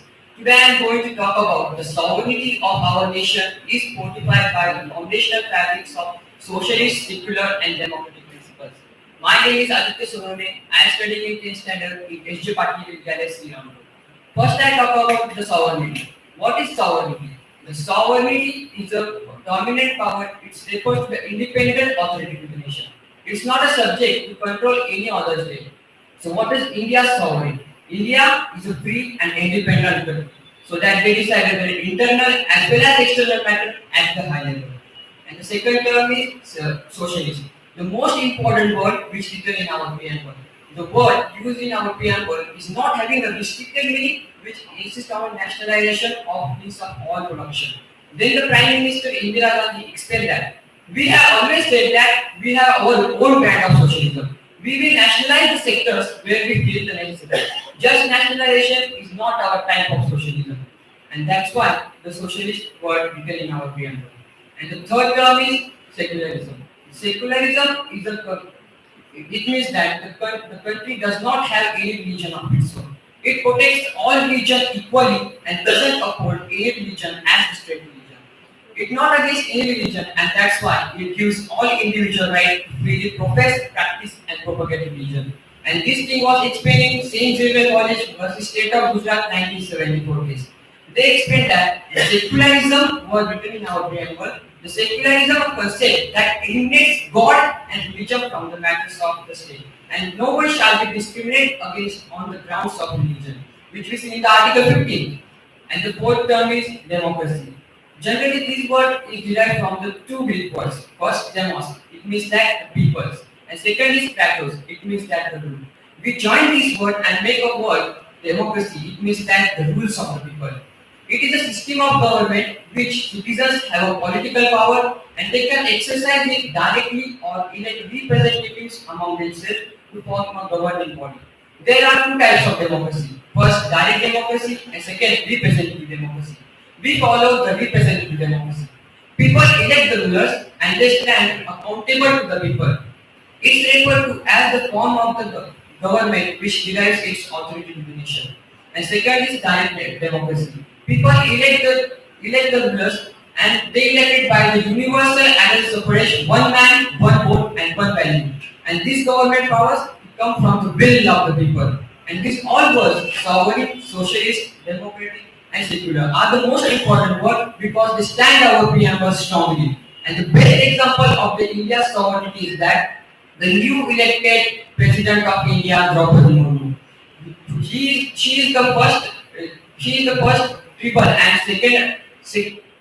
second woman to hold this position. And this is possible because Dr. Babasaheb Ambedkar, the chief architect of the Indian Constitution, gave a shape to our country of a complete sovereign. And in this era, India is the only one country that can be the Vishwaguru because of the foundational fabrics of socialist, secular and democratic principles.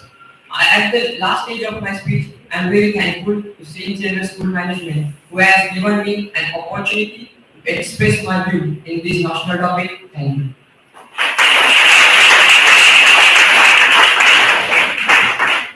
My dear students, even Aditya comes from Marathi medium school. Aditya, you spoke very well. Keep it up.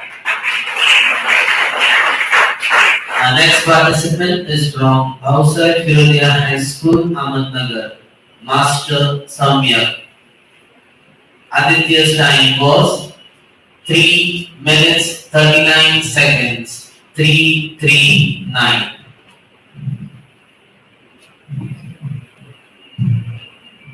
Respected dais, judges, teachers, and my all friends, very good morning. The relationship between the God and man is private. The religion was played the most life in the world so far our religion. Its way of life is superior to the other religions. This violence has taken place out of this frenzy and this is considerable. I am Samyak Nitin Bugre. Name of my school is Bhavsai Firodia High School. Today I am going to talk with you about the God is one, all humans are brothers and sisters. Today I am talking about the very important line of Sane Guruji. It is not enough to just think, if our country is to become a superpower, we have to take the steps accordingly and we all constantly program that our country has a great tradition, history and our culture is the best. What does our culture tell us? What is our heritage?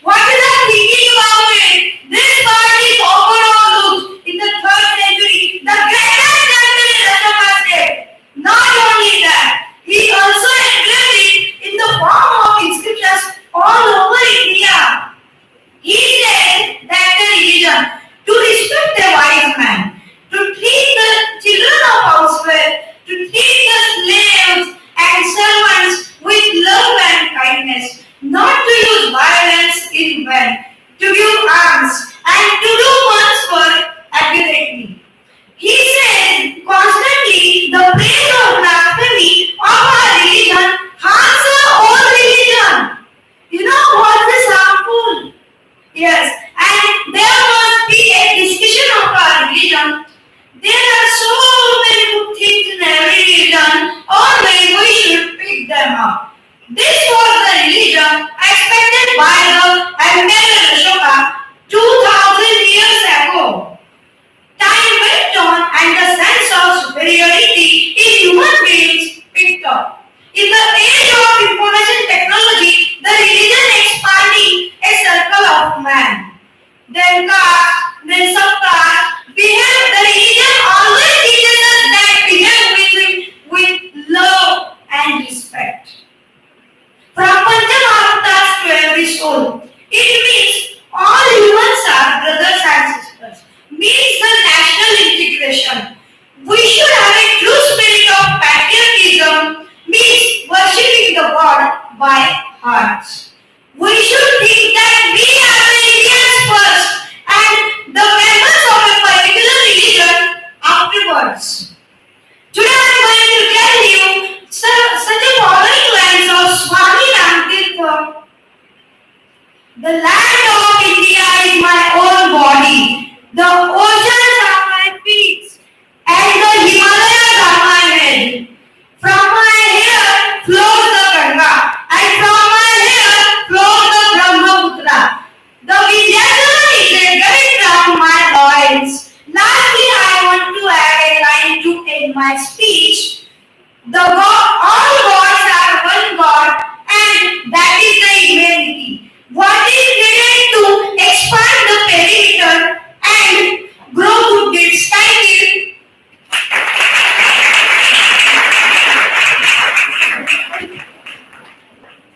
It is right to say you can speak well if your tongue can deliver the message of your heart. Samir, you really spoke from your heart. Very good. Time 3 minutes 49 seconds. 349. Our last contestant of set A is from St. Vivekanand English Medium School, Ahmednagar, Miss Madhura.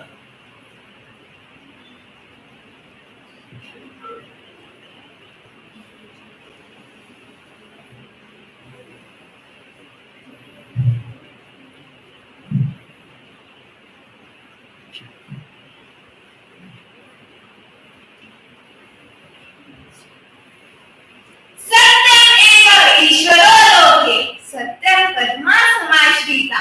Satyam mulani sarvani. Satyam asti param padma. The verse conveys to us that truth is God and all virtues follow truth.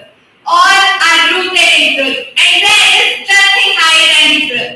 Honorable chair, fellow delegates and the most esteemed guests, along with the teachers and students, a very happy and wonderful morning. I, Mother of Planety from grade 10, it's my privilege to represent St. Vivekanand English School, Ahmednagar. Today, I stand here to enlighten you all with my topic for elocution, that is, truth cannot be standable for too long. Truth is eternal.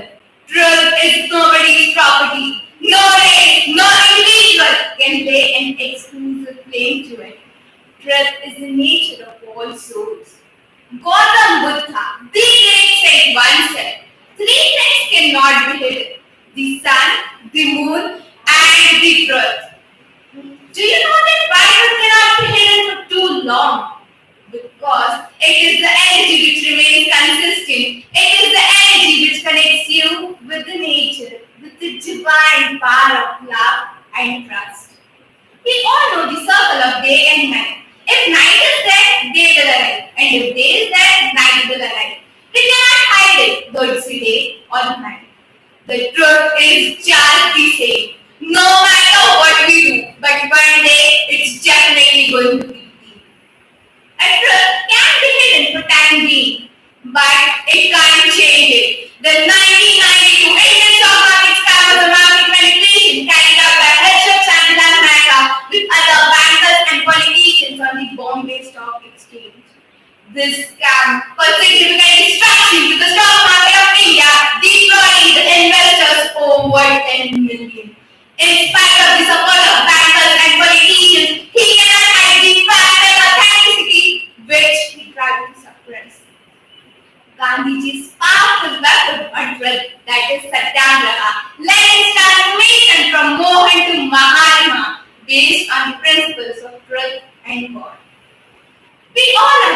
story of a village boy who cried gulp gulp and lied to the villagers.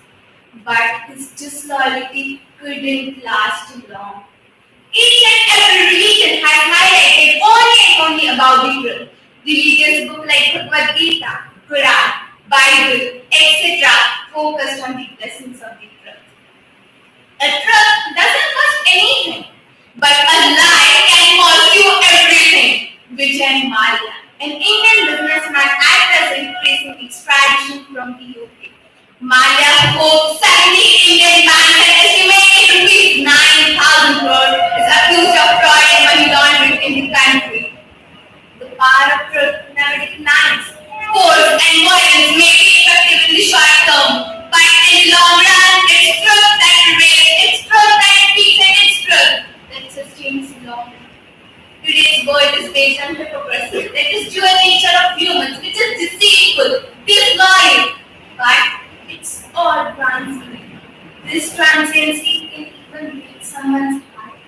A single lie is covered is enough to create doubt in every truth expressed. When you stand for the truth, the people who feed on the lie will try to do anything to kill the truth because it's immortal. You can kill the character who stands for the truth, but not the truth. So, dear audience, truth cannot be stifled and is always the ultimate victory. Therefore, we should strike on the brightest path. Truth is bitter. I heard this quote many times, but today I realize that a negative truth is always better than a truth to lie. Friends, finally we have to choose truth because it's the only way which is unconquerable, impossible to subdue or stifle.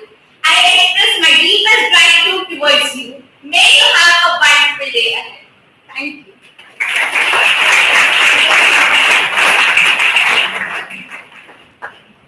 Time 4 minutes 33 seconds. 433. My dear students, give a huge round of applause to all the speakers who spoke on set A. Now we shall have a short break of 5 minutes. May I request Kogi ma'am to guide the judges and the chief guest to the office, to the principal's office. And I request Patak ma'am to guide the teachers in charge. Please take them to the physics lab. Kogi miss, please.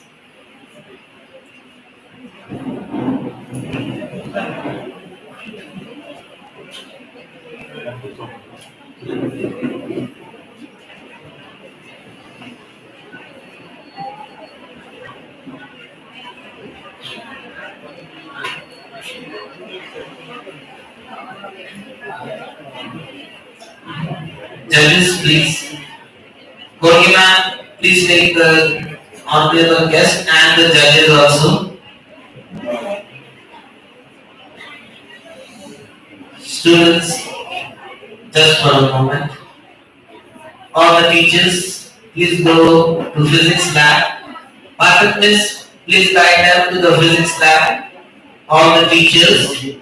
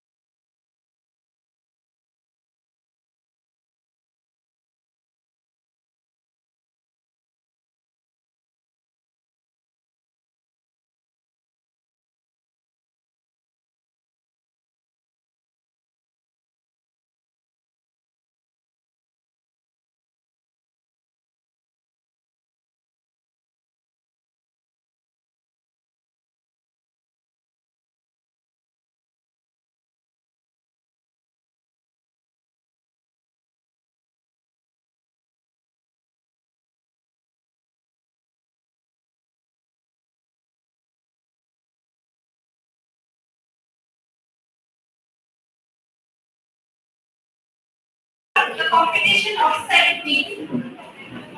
I hope you all have refreshed yourselves and are once again active to listen to the speeches.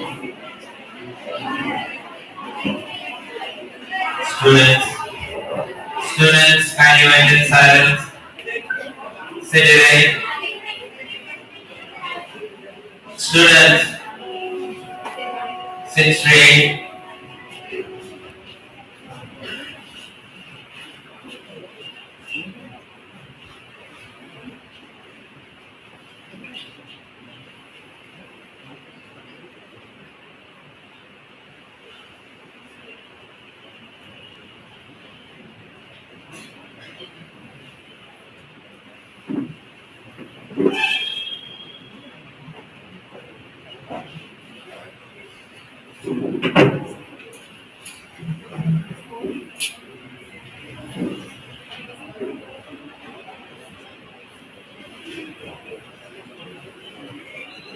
Don't let me call out your names, my dear students, so better be quiet. Head side.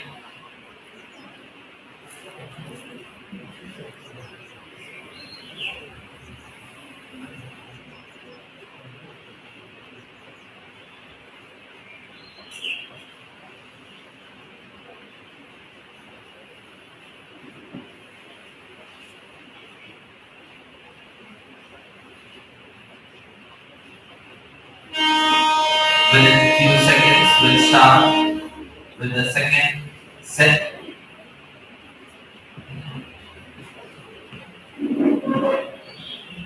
So once again, on behalf of St. Xavier's School, I welcome all of you to witness the set B part. We begin with our first participant. Our first participant of set B is from New English School and Junior College, Srirampur.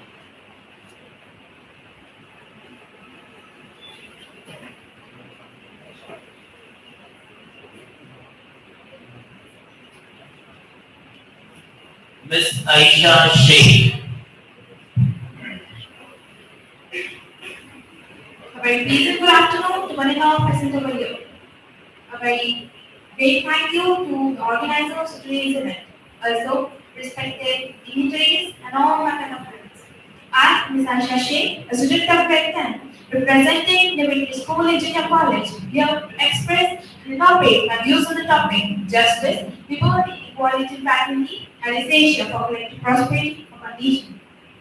Without equality, I say, there cannot be liberty. And what is the life without liberty? And what is the liberty without equality of rights? True freedom is nothing else but justice. One who lives sustainably and advocates for fundamentally sustainable society is usually judged now with the desire of eliminating injustice from our world. Sometimes you have those days when you think that this world is going to remain unfair forever and that it can't change on its own, right? This happens with everybody.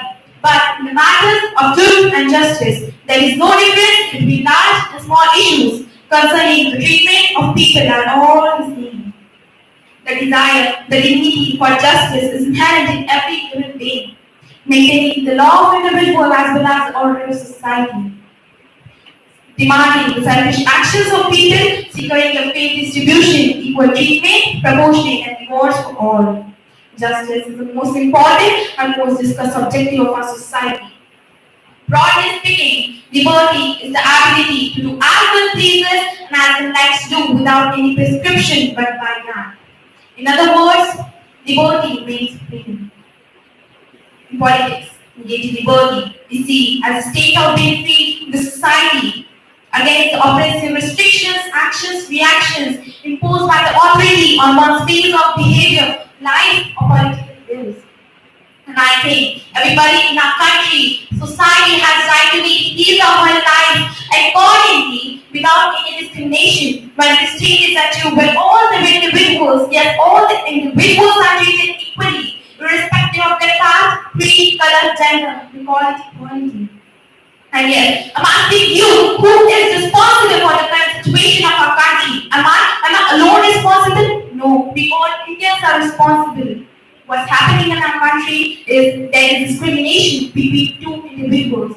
Though there are two male individuals, two female individuals, two male and female individuals, respective of their regions and opinions. And a nation needs to prize every gender to progress at right pace. And gender equality is the most objective of our society. There is discrimination between two individuals, two male and female individuals. And I want you to think that how can we stop inequality?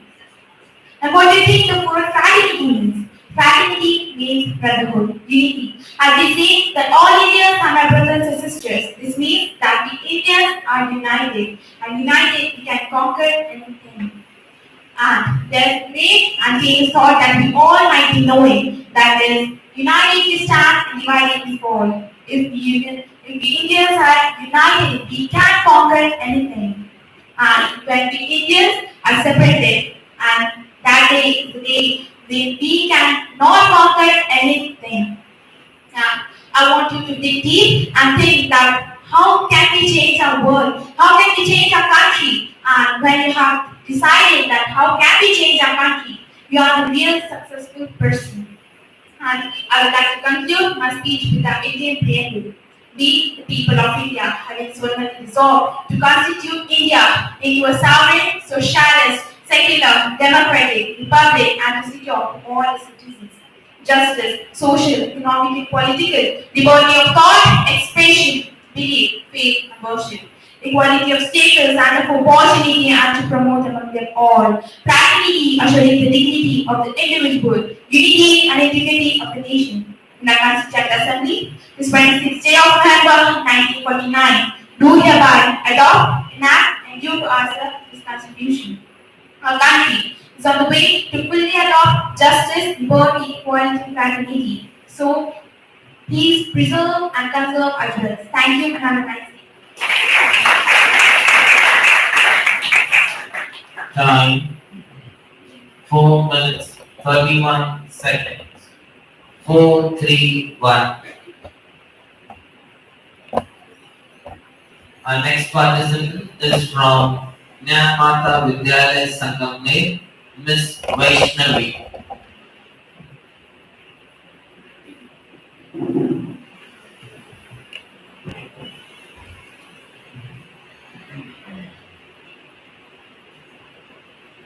How beautiful the nature is, isn't it? How helpful the trees aren't they? Throw stones at the trees, they will not punish. Reward you with fruits. Cut them into pieces, they will cook your food and satisfy your hunger. Kill them down, that will provide you good for shelter. Dig the earth, it will give you a valuable treasure of the minerals. How long are you going to live this earth? What do you think? Are you the owner of the earth? Not at all. Mind it well, you are not the owner but steward of this earth. Honorable judges, respected principals, teachers, and my dear friends, good morning to one and all present over here. I am Vaishnavi Haskal from Nyamata Vidyalaya, and my topic is, we are not owners but steward of this earth. All things bright and beautiful, all creatures great and small, all things wise and wonderful, the good God made them all. Earth is really a beautiful living planet in the universe.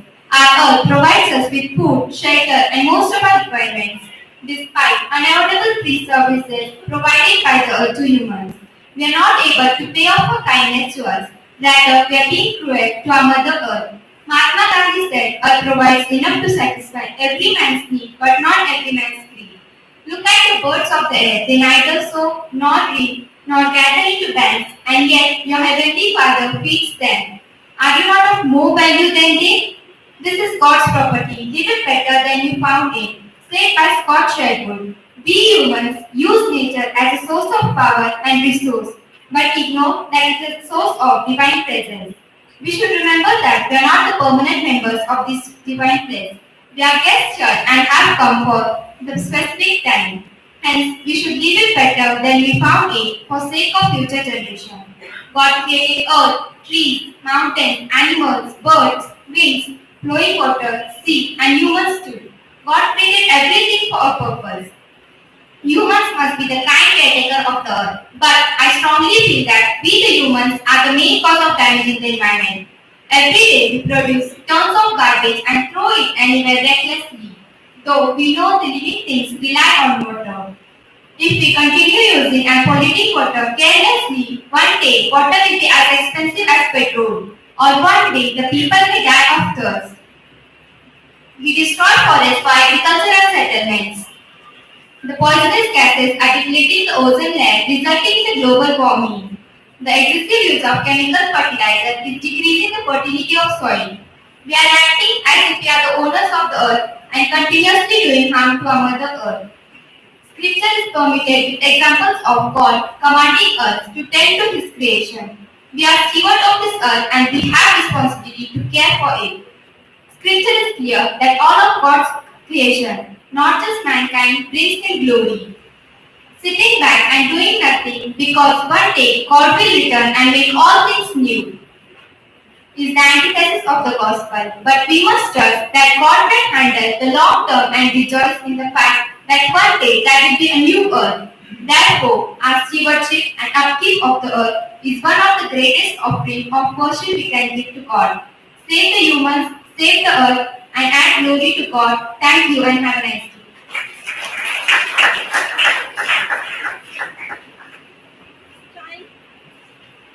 Time 3 minutes 32 seconds.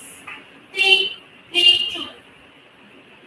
Our next participant is Miss Tanmay Patel from Icon Public School, Ahmednagar.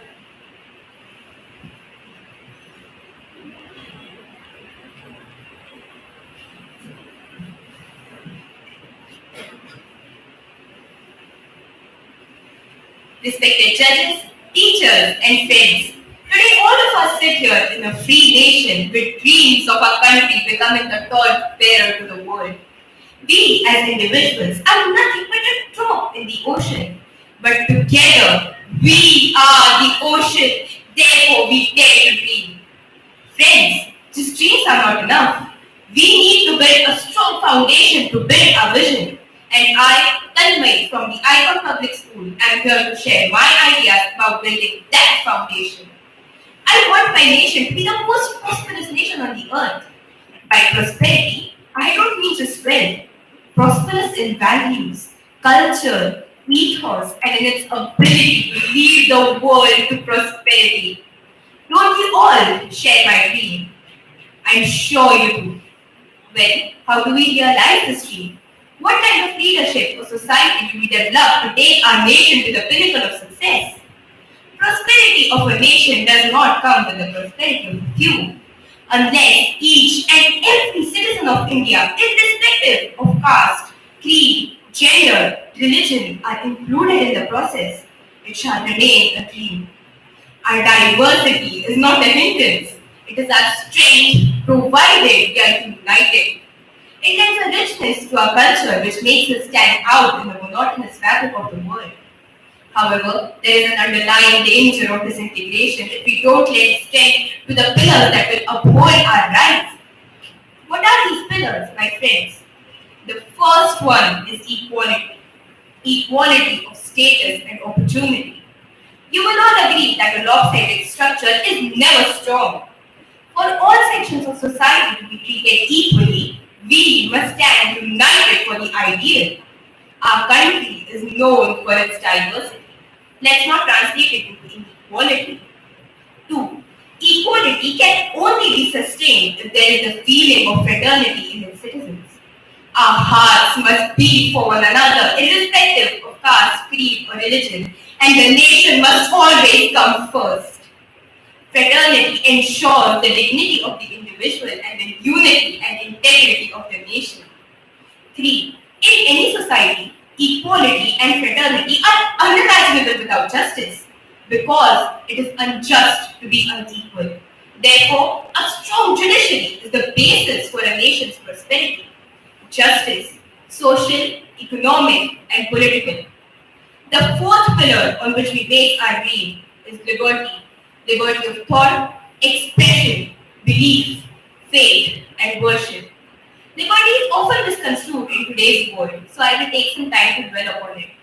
Liberty is the core of the other three dimensions, because for any justice to happen, one's thoughts cannot be changed. Do you see the pattern? With liberty comes the freedom to be just. With justice comes equality. And when all are equal in a society comes the feeling of fraternity. So all these pillars that will sustain the prosperity of our nation are interconnected. Dr. Baba Sahib Ambedkar and the others recognized this and based our constitution on these four elements. The objectives stated by the preamble in our constitution are to secure justice, liberty, equality to all citizens, and to promote fraternity to maintain unity and integrity of the nation. To achieve this, our constitution has given us fundamental rights, such as right to freedom, right to equality. However, the problem lies in the implementation of these rights. The constitution is a mere piece of paper unless it is implemented in spirit. Ills in the society such as corruption, favoritism, nepotism strip the citizens of their rights. How can justice flourish in such a society, and how can equality be attained? There is no question of any feeling of fraternity, and the house of cards comes crumbling down. Words like democracy, secularism should not sound hollow to our ears when we see hunger, exploitation and slums on one side of the road and skyscrapers, opulence and power struggles on the other. Unless we rise collectively, together as one nation, it is not prosperity. And thus, I reiterate the vision of Dr. Ambedkar, who said that his philosophy may be said to be enshrined in four words: justice, liberty, equality, and fraternity. Thank you.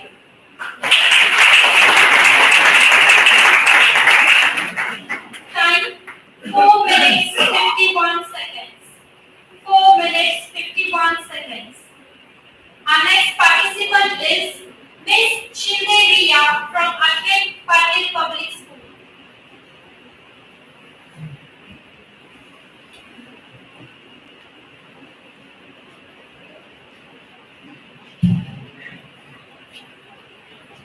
Hearty good afternoon to everyone.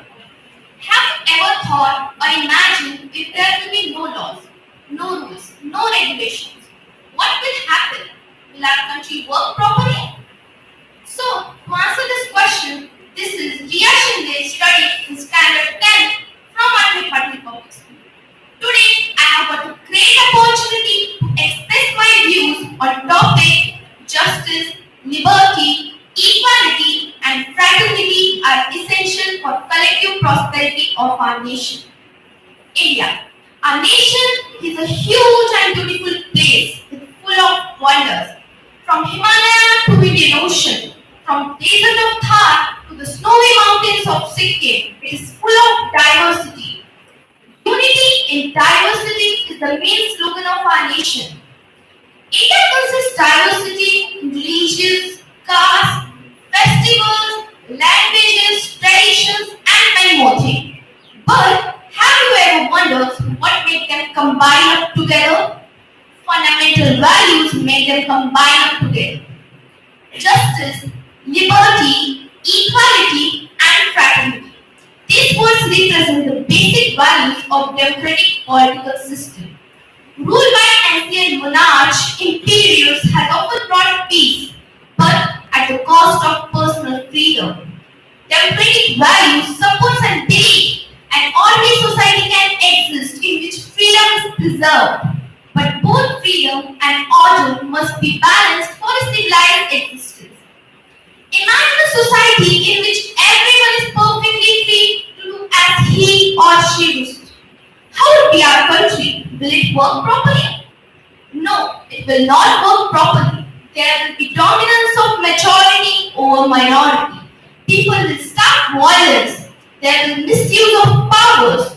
And most important, people will not get equal opportunities in educational and employment field.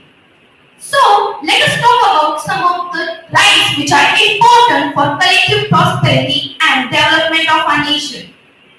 Justice. Preamble speaks about social, economic, and political justice.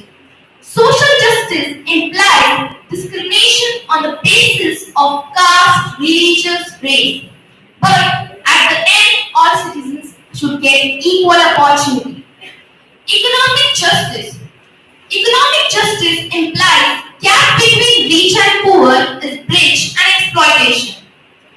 Political justice implies every citizen in the community should get equal opportunity in political system. One person, one vote is ensured irrespective not only of caste, religious, race, but also of education qualification. Liberty. Democracy is closely connected with the idea of liberty. Certain minimal rights have been given to every citizen in a community for a free and civilized existence. These fundamental rights are spelled out in the preamble as freedom of thought, expression, faith, and belief. Equality. Rights have no meaning if they are not equally enjoyed by all citizens of a community. The fundamental rights enjoin the state not to discriminate on the basis of caste, religious, race. The rule of law has to be prevailed. All citizens are equal before the law and should enjoy equal opportunities. Fraternity. Dr. Babasaheb Ambedkar said, fraternity is a principle which is unique and solidary to a social life. Fraternity, however, not possible until and unless and dignity of an individual is preserved and respected.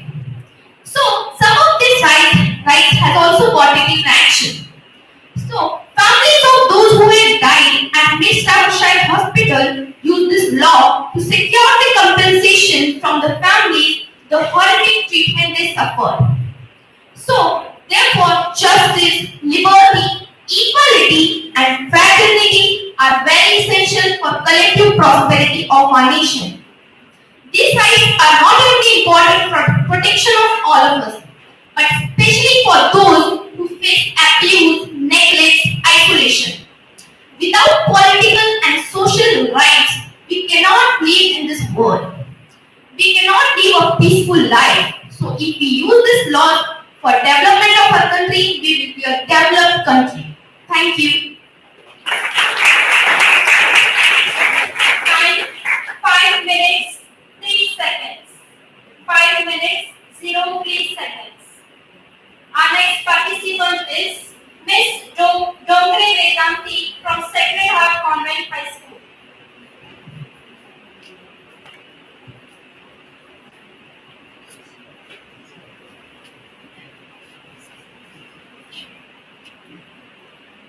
Good afternoon, one and all present here. I, Vedanti Dongre from Sacred Heart Convent High School, would like to present my views on the topic God is one, and all humans are brothers and sisters.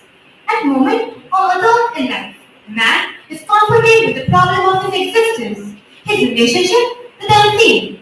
And not Tommy was said that religion is one of the necessities of human life, which mankind can never do without. Religion is as necessary as inhaling of the pure air. It gives a person confidence and sense of fulfillment. That is perhaps the reason for which Mahatma Gandhi insisted that our life should be religious not only at the core but also at every point on the circumference.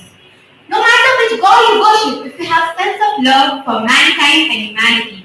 In today's world, thrown with jealousy and hatred, the need for right conception of God is very necessary. And who is God? Does God exist? Has anyone seen God? How can one prove the existence of God? These questions are often asked but are difficult to answer. No human being or great discoveries of science can prove the existence of God. Yet God is reality. We live in an ocean of air. Yet can we see air? No, we can only feel its presence. We enjoy the beauty and smell of a rose, but we cannot see its fragrance. Many times it comes to our mind who God exactly is. Is he the superhero of the universe or the king of the universe? No, God is love. He is truth. He is the source of all goodness. He is the only creator of the universe, and the whole universe proclaims the greatness of God. If God is one and has created all and blessed all, Why is it that there is so much of discrimination in our world? And why are we divided into religion? An answer to this question is that religion is not a division. It is the expression of one's belief in God. Religion is also described as a way of life. In today's world, the greatest religion is humanity. The highest God is love. Love thy people beyond their religion or faith. Love them like how you love your own brothers and sisters. My dear friends, we don't have to search for God in scriptures, statues, temples, churches, or mosques. You will find him in needy, distressed, homeless, orphan, sick, and the old. The cry of a newborn, the crystal clear death drops on birds, the fragile butterflies and fireflies shows the face of God. In whatever name you call him, in whatever way you worship him, always remember that he is the same everywhere. My dear friends, I have a strong feeling that God asks them to love their fellow human beings. God is worshipped in different religions under different names. Some call him Allah, some call him Jesus, some call him Sri Ram, some call him Buddha, and some call him Mahavir. But this doesn't mean that God is different. And hence, we should not claim that our religion is true and other religions are false, because all say the same one true God. Different religions bring comfort and happiness to humanity in much the same way as a particular treatment brings relief to different diseases. People may differ in the color of their skin, languages they speak, countries they belong to, religious practices and beliefs. But they inhale the same air combined with oxygen and drink the same water which is compounded combination of hydrogen and oxygen. Then how can there be particular gods for particular people only? Whatever religion you practice, you must know that this is only the road leading to God. All religions believe in goodness of man. They promote tolerance and communal harmony. Therefore, we must respect the religious practices of other communities while acknowledging our own belief in God. Despite all the external differences in the world religion, the internal differences are almost alike. Every religion teaches a similar moral and ethical virtue. All religions teach the importance of spiritual harmony and necessity of honoring our fellow human beings. An ancient Sanskrit prayer also highlights that different paths lead to one God. The prayer says, "Oh Lord, different paths which people take to different tendencies. Various they appear, crooked or straight, all leads to thee. Same as different rivers and springs, having their sources in different places, but all mingle the water in sea." Hence, we should not behave like a narrow-minded person and claim that our religion is superior to others. Believe and accept that all are seeking the same one to God, our Creator. We all are His children, and hence all humans are brothers and sisters. Thank you and have a nice day. Time 4 minutes 58 seconds. 4.58. Our next participant is Miss Anushka Dure from St. Xavier's School, Sri Rampur.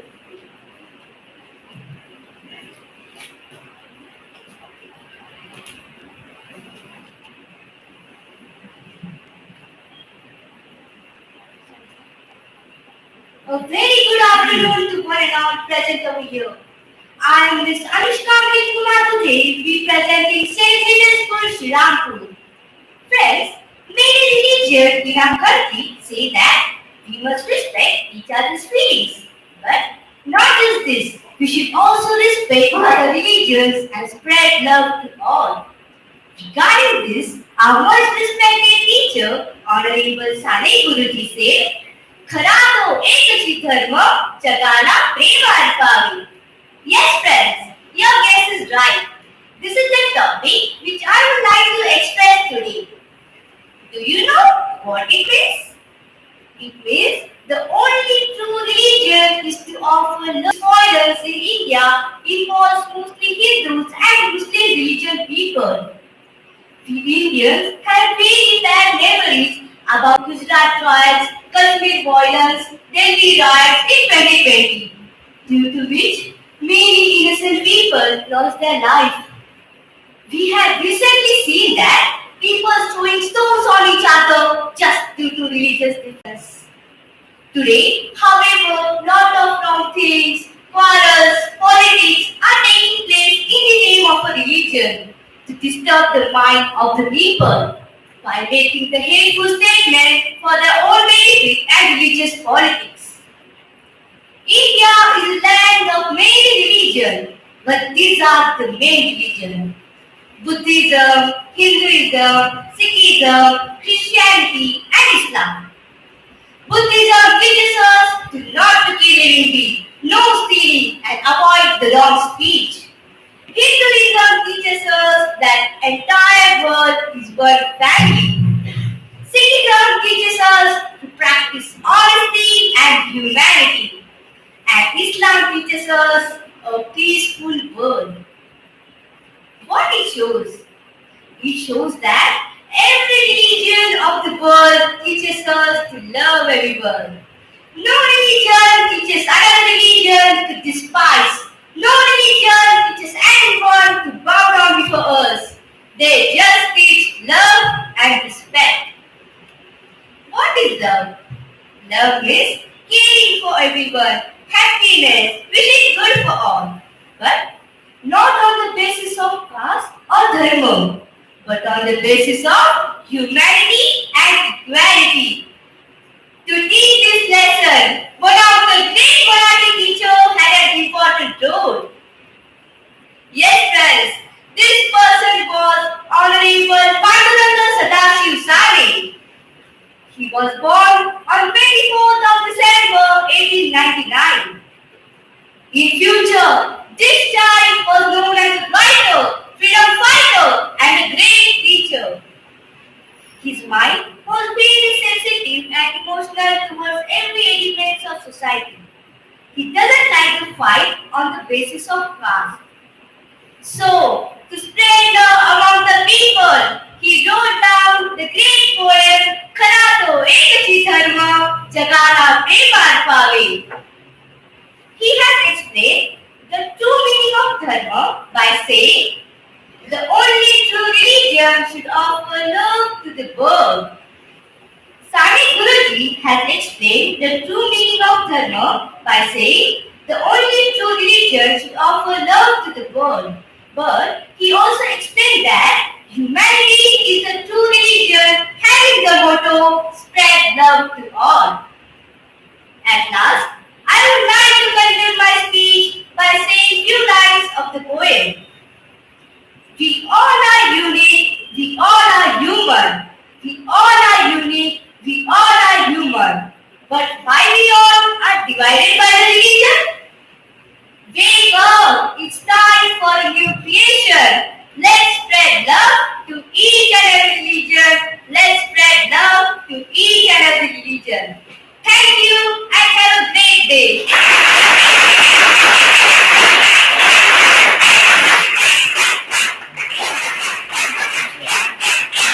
Time 4 minutes 42 seconds. 4.42. Our next participant is Miss Prachi Sudhir Chaudhary from Sri Sai Baba English Medium School, Shirdi.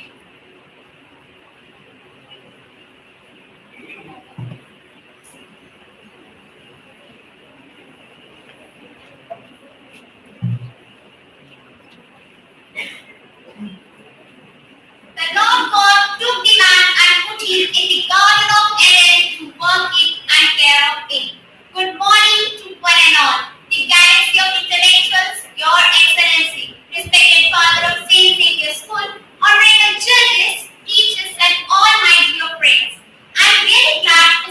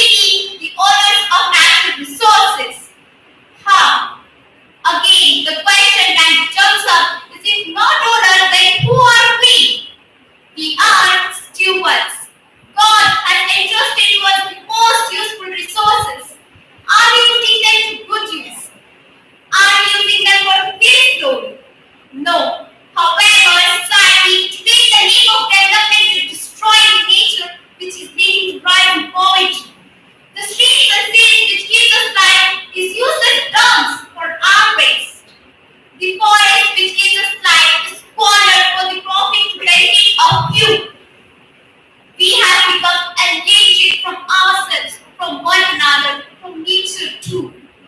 We have to regard everything as God's property and use them with a sense of responsibility to wise human purposes.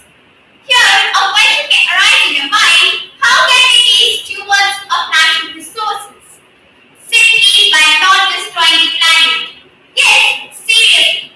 God put us in charge of taking care of His garden. How do you think God is going to feel when He sees us killing all of His endangered species, poisoning His beautiful lakes, and tearing down His precious rainforest?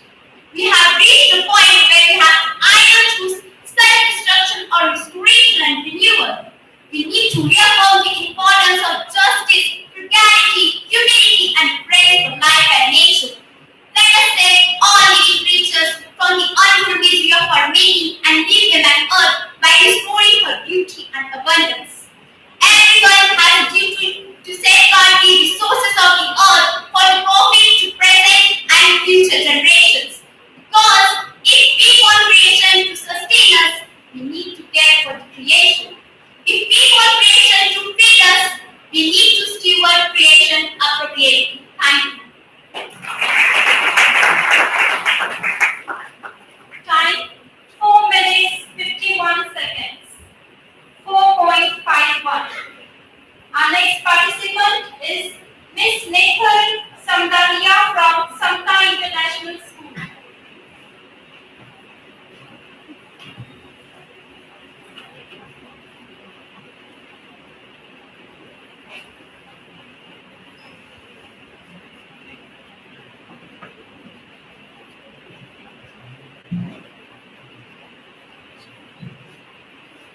एक है ईश्वर, हम सब एक हैं, यही है सत्संग हमारा. A warm morning to respected judges and all the other participants. I am Miss Neetal Veera Chandaria, representing Samta International School, Kopera, and I am here to speak on the topic God is one and all humans are brothers and sisters. Hindu, Muslim, Sikh, Isai, हम सब हैं भाई भाई. You must have listened to this famous quote which says that you belong from any religion. You be a Hindu, you be a Muslim, you be a Sikh, you be Islamic. We all are brothers. Though we all belong from different religions, we pray in different ways, but we all pray to one God. If our black color is same, if we all are human beings, if we all pray to one God, then why are we all divided? Remember, religion can divide people, not God. सबका मालिक एक है. God is one is what Shri Sai Baba is reputed to have routinely said. There is a book named One God Different Things written by K.D. Chandrapatana, which also depict the idea of God being one. According to myths of Abrahamic religions, Adam and Eve were the first man and woman. They were created by God to multiply humankind. So ultimately, God is the creator of humankind and we all are children of God. In the kingdom of God, we all are equal. One person is not more important or valuable than any other person. Even Swami Vivekananda said, all brothers and sisters in his famous speech in America. We also say it in our Indian pledge, right? All Indians are my brothers and sisters. Then why don't we follow it? We all should treat each other as brothers and sisters. In this world, whether you be at home, in a society, or a country, you should live with the feeling that every man is your brother and every woman is your sister. This is the best teaching for a good society. A society in which people live with this feeling will have love, peace, tolerance, adjustment, and compassion. But are we all living in the same society? Do we treat each other as brothers and sisters? If we could do so, then there would be no wars such as World War I, World War II, Ukraine and Russia war. Millions of death and damages caused because of it could never have been occurred.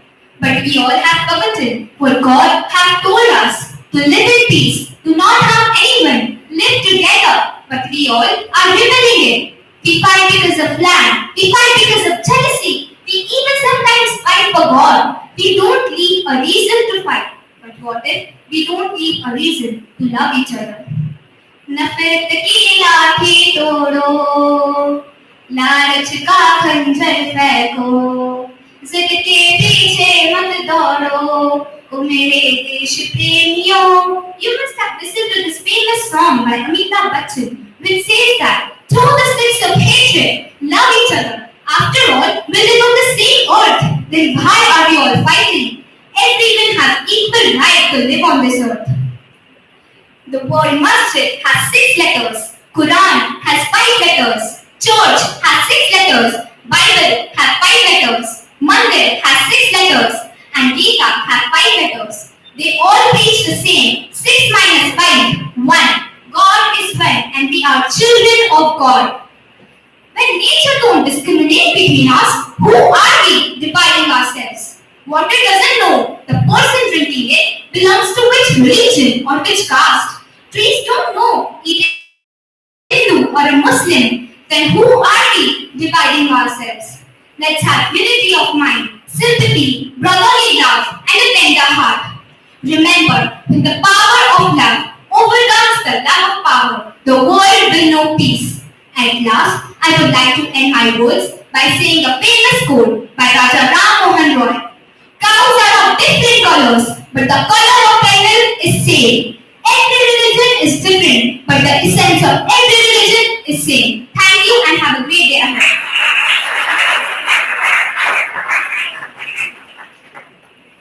Time 4 minutes 38 seconds. 4.38.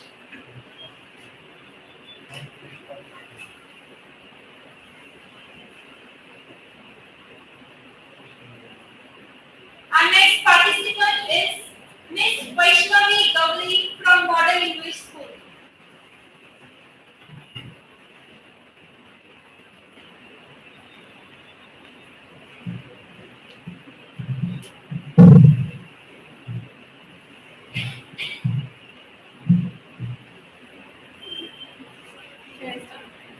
To see the world in a grain of sand and heaven in wild tower, whole infinity in the palm of your hand and eternity in an arm.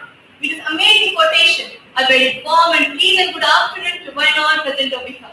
This is Ms. Vaishnavi Gowri from class 10, representing from Modern English School Sham.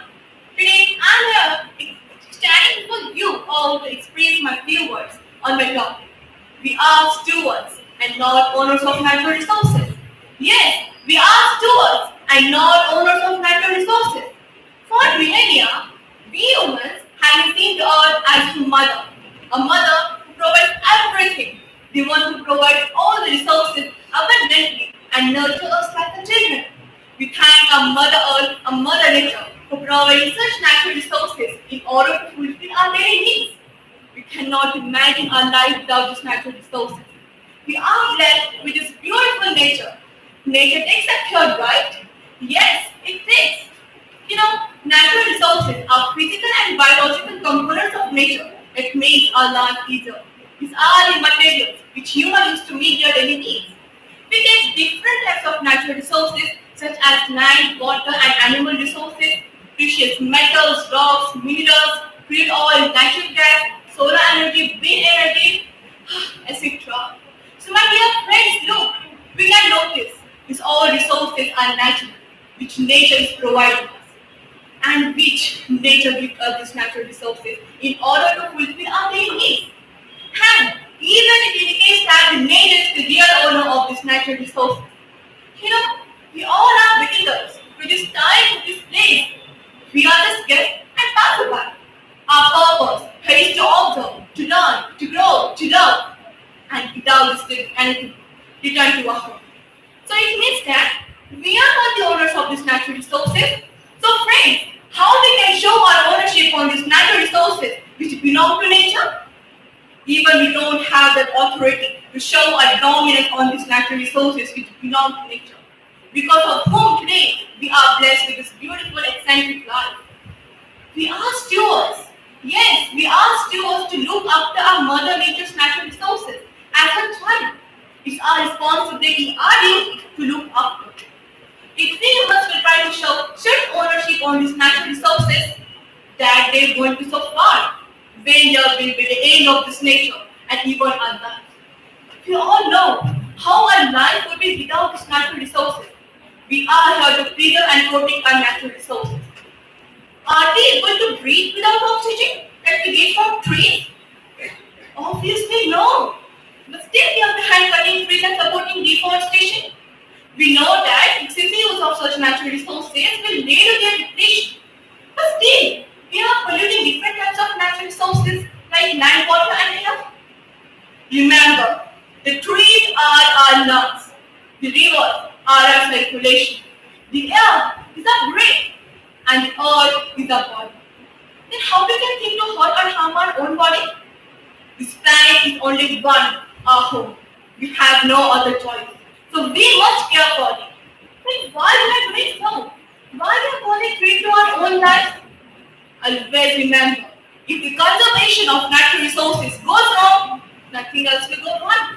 So it is very, very essential to conserve our natural resources for our future generation. You know, the greatest thing to this planet is the belief that someone else will say, I don't understand. Why someone else? Why should we start from ourselves? We act as stewards only of the things we think we do. We are stewards to protect our natural resources.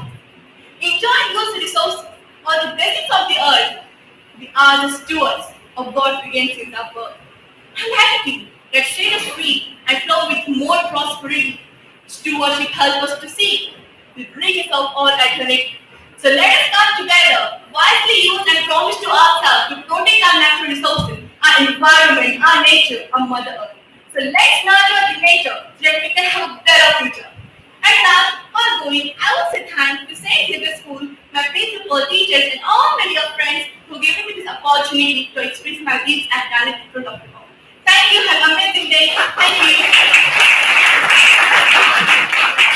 Time 4 minutes 45 seconds. 4.45. Our next participant is Miss Chaitanya Jadhav from Shaka English Medium School, Kolkata.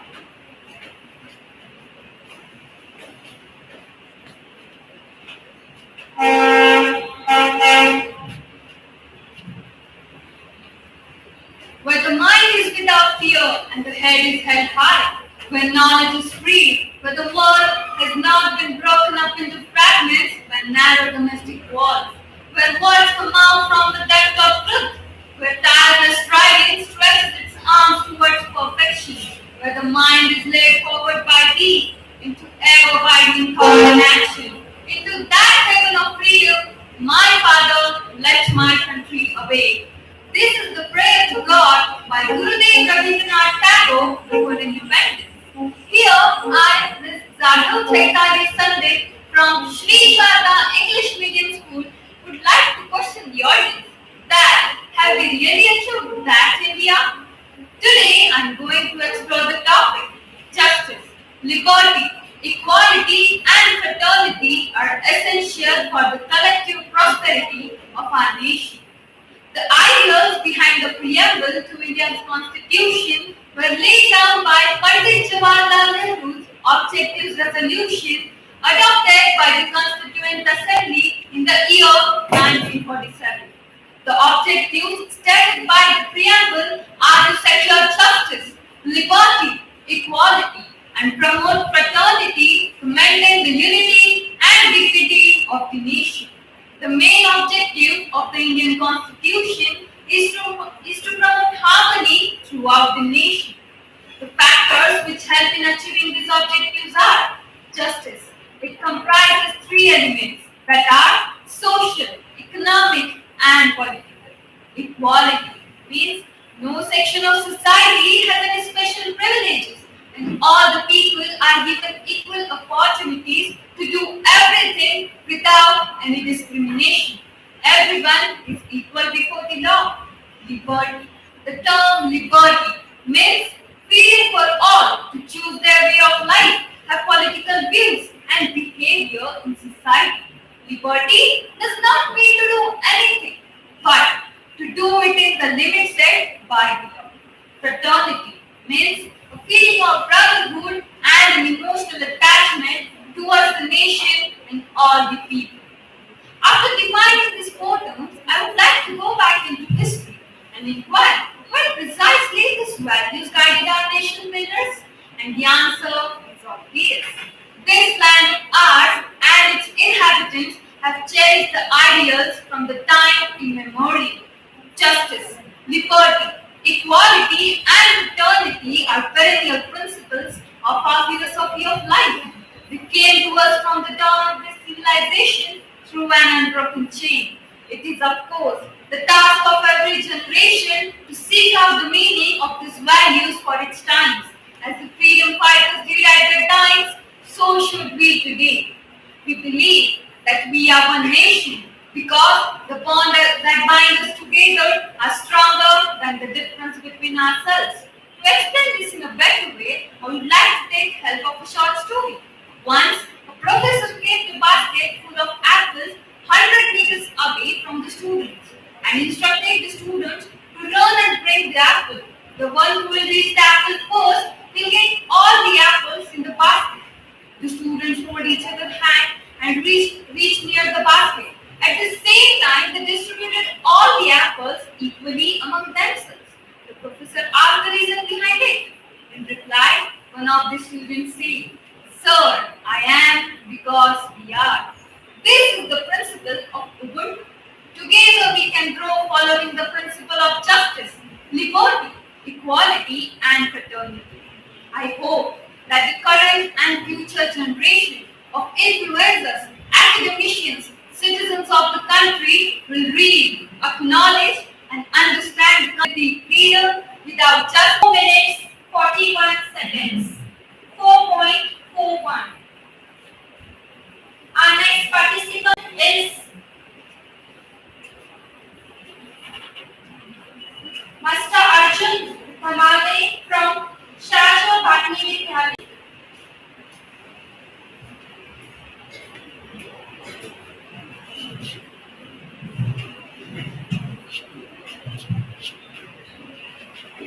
Good morning to all my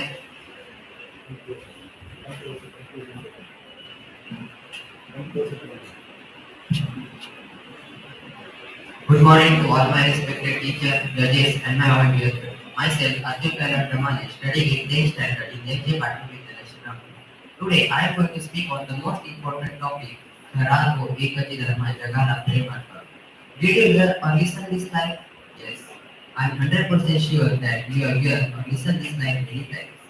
We know love, kindness, gentleness, these all things are in the words of all India.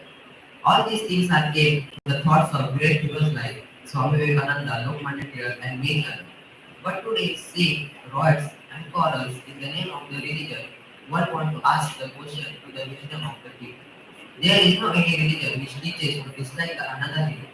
But some selfish people try to create debate on the affected and hateful statements of their own people. No religion asks anyone to bend before it, and itself does not say to bend before anything. And that gives power to man.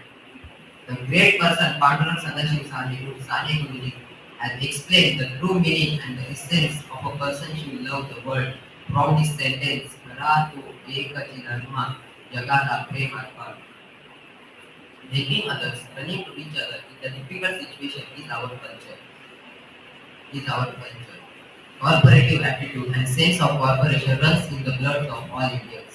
Humanity is the true thing. The sentence Bharako Ekaji Dharma Jagala Premartha tells us the same thing that one true religion should love the world. Humanity is the true religion one gives to the human civilization is the common science to decide what is good or bad. So everyone has decided the concept of Dharma from their own science. The like Dharma.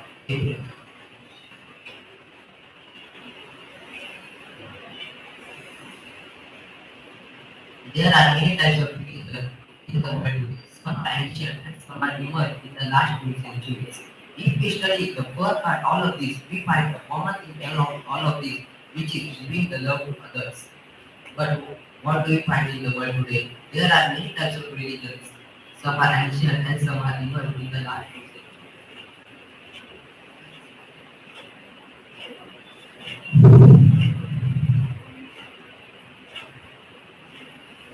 At the last of my speech, I am thankful to the St. Level School to organize such a wonderful competition, and thank you to all my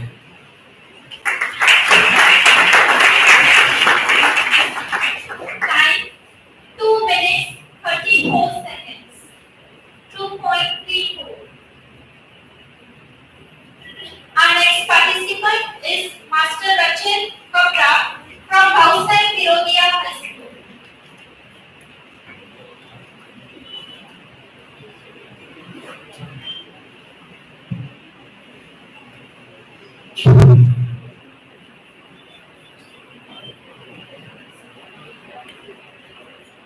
Hello friends, my name is Richard Ravikant Kaur from Bhausai Firodia High School.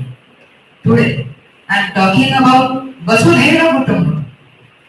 अयम दिशः परोवेति गणनालकुचे तसा उदार चरितानंतु वसुधैव कुटुंबकम. This Sanskrit shloka means the people with narrow-minded there is a difference of their own, but for those who have a liberal attitude, the whole Vasudhara is like their family. The Indians feel always proud of our tradition and culture. Since childhood, we have learned about our tradition, values and culture of our country. From Jawaharlal Nehru ji to Narendra Modi ji, Indian leaders have evoked this phrase, Vasudhaiva Kutumbakam. It is taken from Maha. One can see this phrase engraved at the entry of India's Parliament building. Vasudhaiva Kutumbakam is a philosophy which means the world is one family. I think the common people who also reside at remote villages have a better idea of this philosophy. The people in India are religious minded. Hindus believe on rebirth of soul after death. They think if they do good acts, God will be pleased with them and He would be send them to visit the world as men. The Muslims believe that if they do good work, they would be sent to Jannah at the day of judgment. You know friends, India is a country having different communities belonging to different religions. Nowadays, every country in the world is trying to make friendly relations with India. India has good relations with our neighboring countries. In spite of hurdles, in economic field, our country made great progress. Living standard, time of all the persons is rising, but they do not follow the phrase Vasudhaiva Kutumbakam. India will make country great exploring country. Our country made great progress in industry and agriculture, and all their citizens proud of being Indians. It is deep humanitarian thought. It is not only about the geographical world. Rather, it means we as humans should take care of all the living beings in the world. These include habitat of all the creatures. Such a philosophy leads to global peace, and true development is happen if and only if there is peace. Recently, I visited Charingham, and there I have seen how people helping to each other while not knowing at all, but smile and turn on their faces, telling the unity of our country. Well, I am sure we have learned that we are one, and we must start first loving our environment and realize the gifts that give to us. Thank you.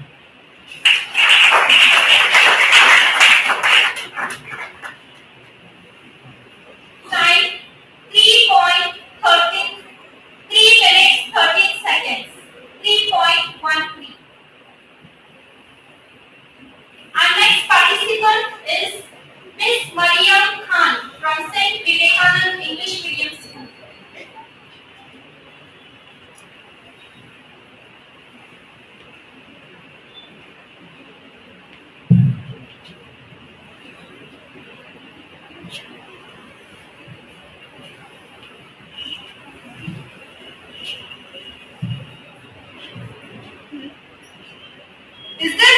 in your mind? Is there peace in your family? Is there peace in your country? And is there peace in the world? Sky above, earth below, peace within. An energetic afternoon to the populace. Today, I am Hanmaryam representing St. Vivekanand English School, going to orate on the topic peace through reconciliation between communities and countries will usher in a hope-filled future. Do you know the meaning of reconciliation? Well, let me tell you. Reconciliation means the re-establishment of friendly relations. Peace and harmony means living together without violence. Peace also means dignity, well-being for all, not just the absence of war. Reconciliation helps in acknowledging and dealing with the past events, building positive relationships, enabling substantial social, economic, and political change. It also helps us to repair fractured relationships. Reconciliation is a long-term process in which the parties who have a violent dispute can build trust, learn to live cooperatively, and create a stable, peaceful environment. An instance of reconciliation is two siblings who mend a relationship after a period of fight. By creating peace in our country, we beekeepers are serving the nation as well. World War I is a humongous example of winning of enmity, in which there was an estimated 9 million people killed from combat, while 5 million civilians worldwide. Every problem has a solution, but you find it only when you are in peace. We want peace in country, not pieces of country. Every year, more than 1.6 million people lose their lives to violence. For every person who dies as a result of violence, many more are injured and suffer from physical or mental health issues. World War II was a global war from 1939 to 1945, which was by far the deadliest conflict in human history, in which there was an estimated 70 to 85 million fatalities, a majority being civilians. What did they gain by losing their lives? Just the sorrow and the tears of their family and their loved ones? I believe that my own thoughts, words, and actions make a difference. I believe that we all can and must build peace every day in every person, in our society, in our community, and in our country. Hailing reconciliation as a powerful means to help societies heal after brutal wars and mass atrocities. Peace is not the highest goal in life. It is the most fundamental requirement for us. The Cold War was a period of geopolitical tension between the United States and Soviet Union. This war was used because there was large-scale indirect fighting between two superpowers, but they each supported major regional conflicts known as proxy wars. At present, Yemen is the least peaceful country in the world. Israel and Yemen are from same community, but due to no peace, there is disruption. When others see problems, they work on solutions. They are revolutionaries of change, harbinger of hope for a new generation. Vasily Aviko, the one who saved the world by his actions, he was second in command of a diesel-powered submarine B-59. He refused the captain's use of nuclear torpedoes against US Navy, a decision requiring the agreement of all three senior officers abroad. Peace can never be achieved by force. It can be only achieved by understanding. The recent time, Russia-Ukraine war, though they are not same thing, but they have wars between themselves because they lack peace. So let us all come together for friendly relationship as it is the need of the hour. Oh Lord, we ask you to give us all round peace in our mind, in our body, in our soul, and in our spirit. We ask you to heal and remove everything that causes stress, grief, anxiety, and sorrow. We ask you to let our enemies be at peace with us and transform into brotherhood. Thanks a million for your patience and listening to me.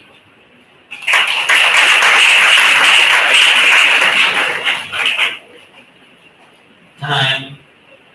4 minutes 52 seconds. 452.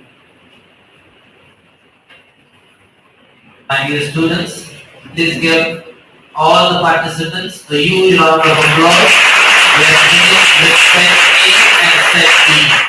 I request all the honorable guests to please come to the dais along with the judges.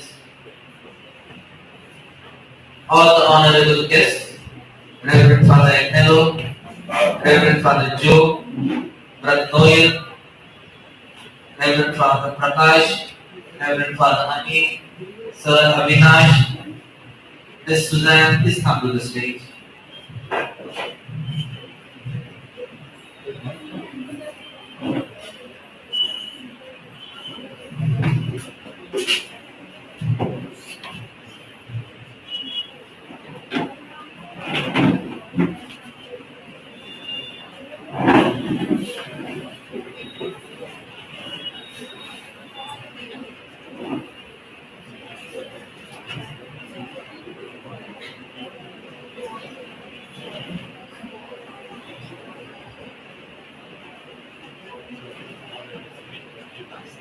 The future belongs to those who believe in the beauty of their dreams. The topics on which you spoke definitely have sown seeds of a dream of a hope-filled future. Believe in your dreams and the future will be yours. Thank you, my dear students, for your great display of talent. I also thank all the teachers in charge and the principals who prepare the students for this district level English elocution competition. Thank you, my dear teachers and principals. Students, let us all give a huge round of applause to all the principals and teachers in charge.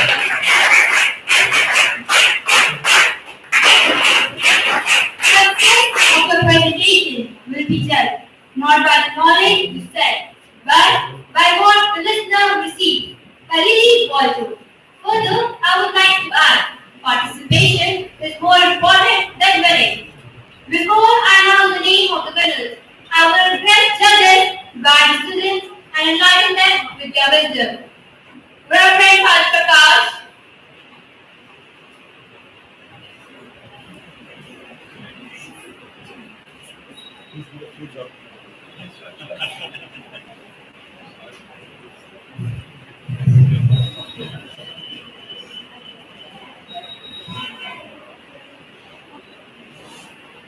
Honorable Father Angelo, respected guests, principals, teachers, and dear students. First and foremost, I must congratulate the Titus and his team for selecting the various topics. The topics were very challenging and they were very apt to the situation of India today. Secondly, I also congratulate the students who have presented their topics very well with a lot of confidence, zeal, and vast knowledge. They put together and actually they put me in trouble. I don't know who to choose. But it was a very, very tough competition and you have done very well, all of you. I must congratulate all the students. What number you get does not matter. As I said in the beginning, the message that you have delivered now in speech, if we can live outside in our society, in our world, even in our schools, I think that is the best message you have carried and that's the best speech you have given. So I take this opportunity to thank the management of the status and his team for inviting me to be one of the judges on this occasion. Thank you and God bless you. Thank you, Father. Reverend Father Ani.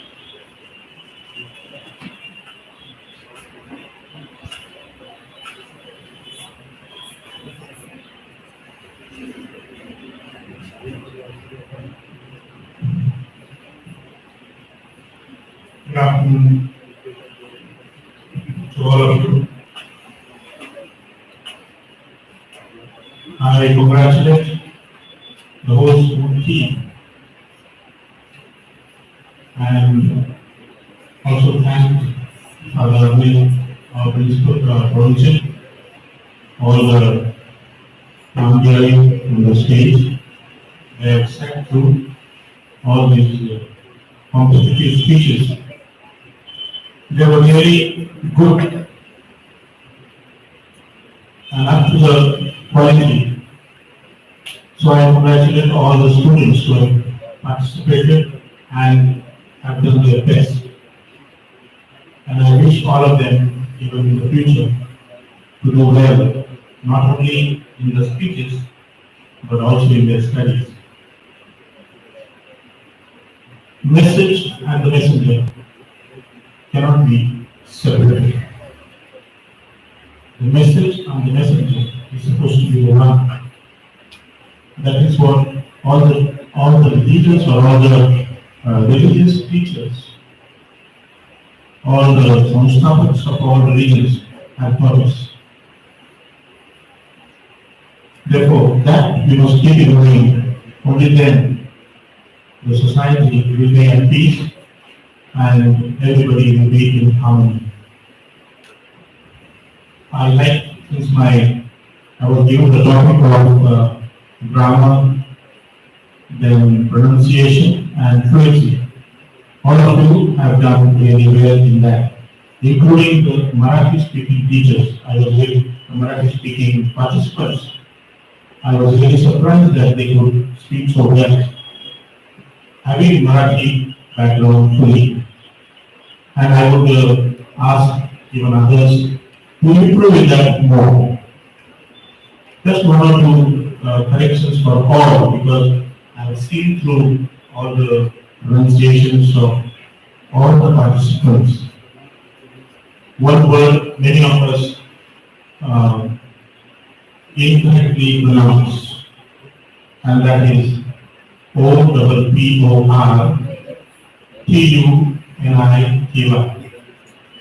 What is the pronunciation? Huh? Yes. It's opportunity, not opportunity. The stress is wrong, the pronunciation is wrong. Opportunity. Opportunity. The third syllable from the last has to be stressed. Then, when you come to T-I-O-N in many of the words like education, second last syllable. Then when you come to words like O, which comes in A-N-O-T-H-E-R, you don't say another, you say another. The stress is on A, and the syllable is the vowel in the pronunciation number is 10 vowel. Another, other. That's it. So these are the 2-3 things. Also, words ending with TY. The stress is always on the third last syllable, like ability, little, 2 syllables. Just remember that ability, equality, not equality, equality. And let's say all of you eat quality ice cream or some other ice cream, there it used to be quality. So it is quality. Third last syllable from the in the word. So these things are these rules are very easy to remember. Just pay attention to that. And all the best for your future endeavors. Thank you and God bless all of you. Thank you, Paulo. Sir, I have.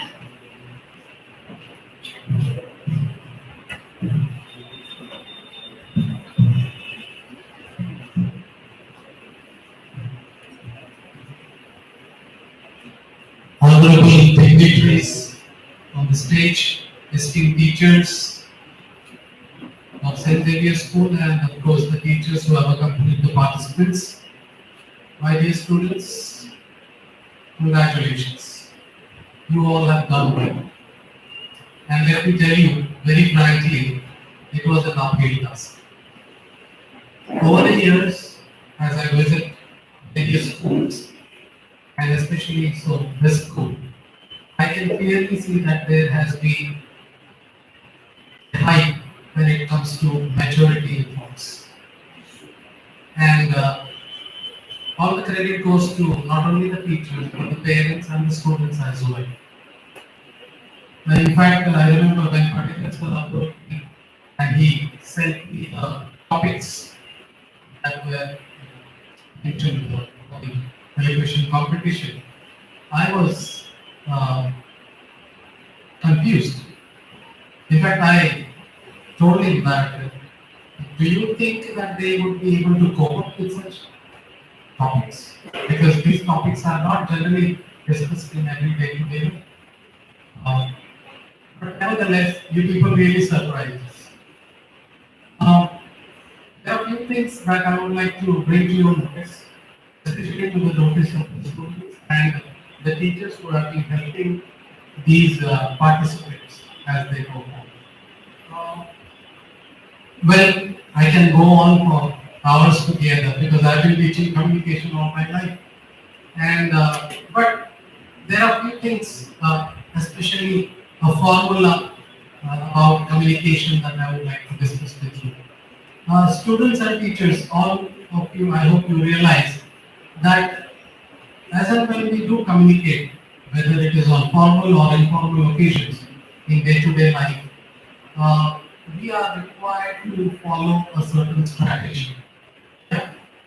And I'm so happy that all of these students got an opportunity and exposure to come before an audience, face to face, and give your best. So, the moment I said that phrase, face to face, it itself is a formula. Those of you students who have got their notebooks, you may note this down so that hereafter you would be able to speak effectively. Yeah, because this I have been teaching in various schools and colleges. So, try to remember this 10-point formula. It's nothing but a phrase. I'm just going to elaborate the full form of face to face. So when it comes to face, what is F? It is facial expression. I'm sorry, I'm not going to point out as to who was not having apt facial expressions as in when he or she was standing before the mic. But it is for you to decide. It is for your teachers to evaluate whether you really were able to come out with the apt facial expressions. Now remember, especially the children, okay? You must observe a child. They are able to emote every expression in the world. Alright? By the way, how many of you do know that we human beings exhibit 286 emotions? How's that? Well, I've been writing a book on it. Because I feel that if at all we are able to emote 286 emotions, then we are going to be the best in communication. So, facial expression is something that we people really need to exhibit. And it comes to practice. I remember having stood before a mirror and then practicing. Initially, I wasn't very successful at it, but as you practice, it comes with that. So the first thing is facial expression. A is for attention. Now, some of you, congratulations. You grabbed our attention by quotations or maybe a song, a couplet, or emphatic statements that you people made use of. I would have rather expected you people to ask the question to the audience.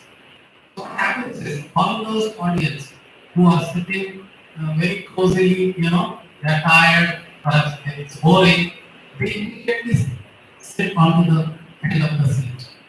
The moment you ask questions, it feels like you're asking them a question. So you're grabbing their attention. Yeah? We all know, first impression is the... There you go, you're wrong there. It's not last impression, it is lasting impression. Lasting means permanent impression. So first impression is lasting impression. It's never last, it's lasting. So when you come out with an emphatic statement or quotation or a song or whatever it is, if you are able to grab the attention, let me tell you, you have created a lasting impression on the mind of the audience. Or C. C is for courtesy. Now, it was very nice of you to have come before us, stand before the mic and address the just gathering. Honorable, esteemed, my dear, things like that. It's very nice. It means that you are being very mannerful. You're very polite. You're very humble. How nice of you to do that.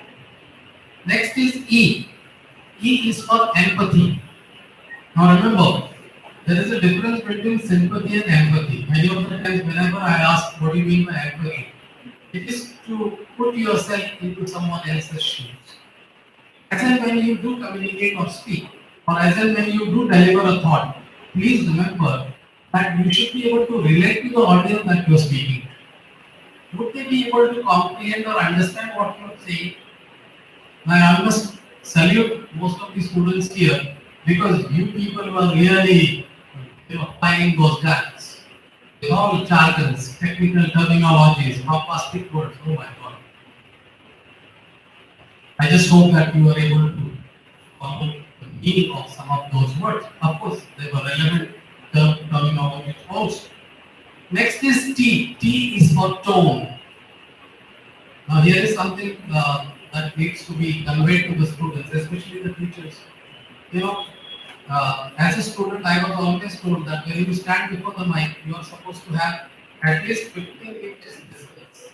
Right now, I'm not having so because other I think has reduced the treble or bass of the volume. Doesn't matter. At times, you people were standing so very close to the mic that your voice was like screeching. It was not bearable. And I had a hard time. I wanted to point this out to someone and say that, can you please? Maybe some of you teachers could have had a secret sign language and conveyed it to your participants. Nothing wrong with it. Nobody would have noticed. As it is, we judges were sitting with our backs behind towards you. So, small little things, subtle little things you people could have noticed. Now, when it comes to tone, there is something I want to bring to your notice. And that is, I'm just going to speak for another 2-3 minutes. Please bear with me, but I have to tell you this. Because the next year, as and when you do come with a fresh team, I'm sure you people would be more prepared. Alright? Now, there is a formula again, if you want to speak better. SIR, sir. You can call it RIS, but I have purposely call it SIR. And it involves 3 important factors of speech. First is stress.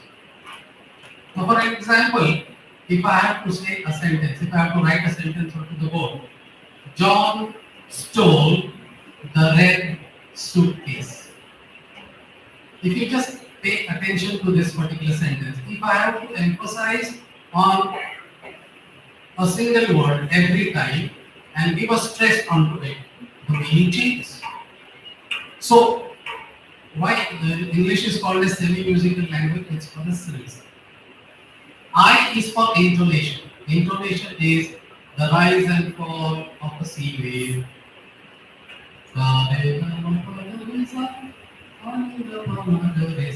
make my students sing. You know what? I want them to realize that they are supposed to create this wave in their voice. English is a semi-musical language in comparison to the other languages. I am not going to say that Marathi is a flat language. No. But if at all you are able to bring out that kind of, or develop, create that kind of intonation in your speech by speaking every sentence, your speech is going to be very melodious. And of course, R is for rhythm. Please remember, as and when you leave equal space while writing every word or in a sentence, is the same way. It's the time space, it's the time interval, and that automatically creates the kind of rhythm. So stress, intonation, rhythm. This should be your formula for success hereafter. Next is O. All of you students seated here, I don't know, I'm not too sure, I wasn't watching you, but O is for observation. Were you observing the other candidates, the participants? Were you making a mental note of what they were doing? Maybe it could have been mistakes which you could have rectified. It could have been something which you would like to adapt to or copy or duplicate. I don't know, I'm not too sure. I don't see anyone making notes, good things, because that is ultimately going to help you. Anyway, next is again face to face F. F is for facts. Now, I am not going to verify or validate whether whatever that statistical data that you came up with was really true or not. But in order to create that kind of intellectual impression, we always tend to come out with facts and figures. Please make a note. The audience is not stupid. There are some very learned people sitting in the audience who tend to know the subject better than what you do. So you cannot fool them. And therefore I request you that as and when you do come out with facts and figures, see to it that it is true. Next is A. A is for accuracy. There is a phrase, as you know, beating around the bush. Some of you tend to do that. I'm not going to point out because you're going to feel bad. But in general, you have to be precise, to the point. Alright? The second last word is care. And we can also call it content. Alright?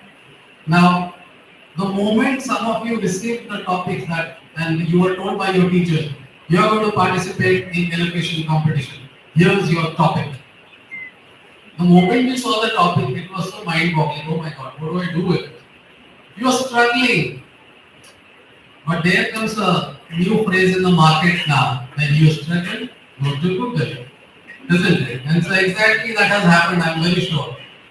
All of you teachers and parents and students, everybody has access to Google to get more and more content. But our expectation was, did you formulate that content to make it rich? Did you beautify that?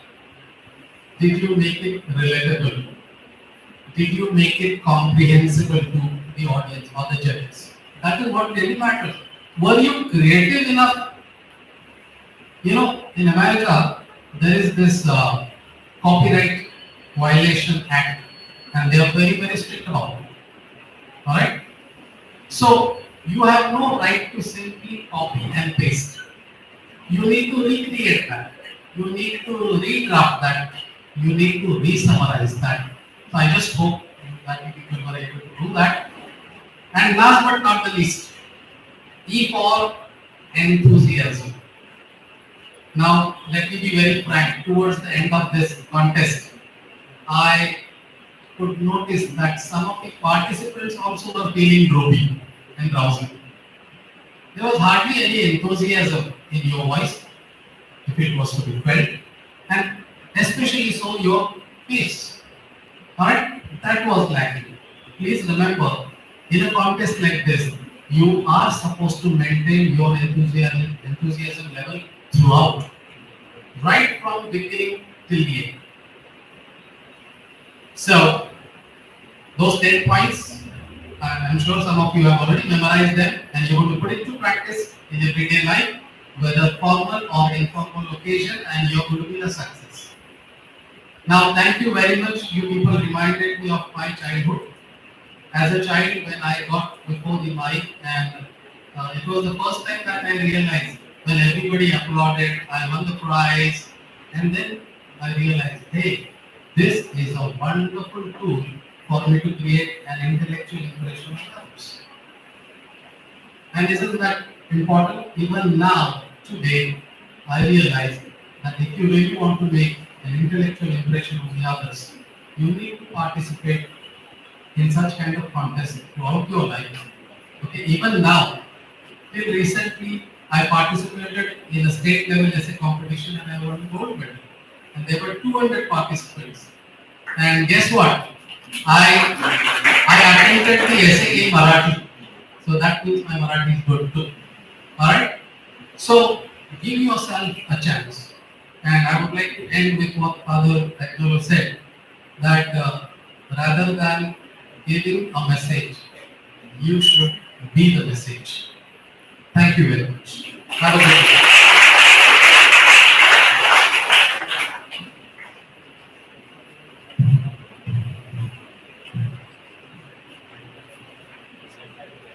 Thank you, sir. Thank you, Elocution, for your sincere feedback and guidance for improvement. Now I call upon Reverend Father Titus, principal of our school, to thank the dignitaries.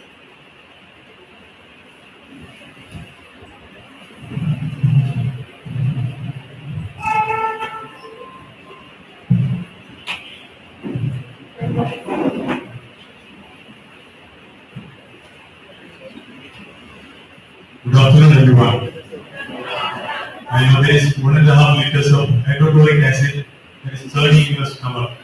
All of us are very hungry and we need to prolong this session so that you already done the sorting and we are writing the certificate. So thank you, sir, for your long and comprehensive feedback that is helping us to write the certificate. No, it is appropriate, so it is giving us time to write the certificates. Thanks a lot. And thank you, dear judges, for your marvelous job. You have done justice.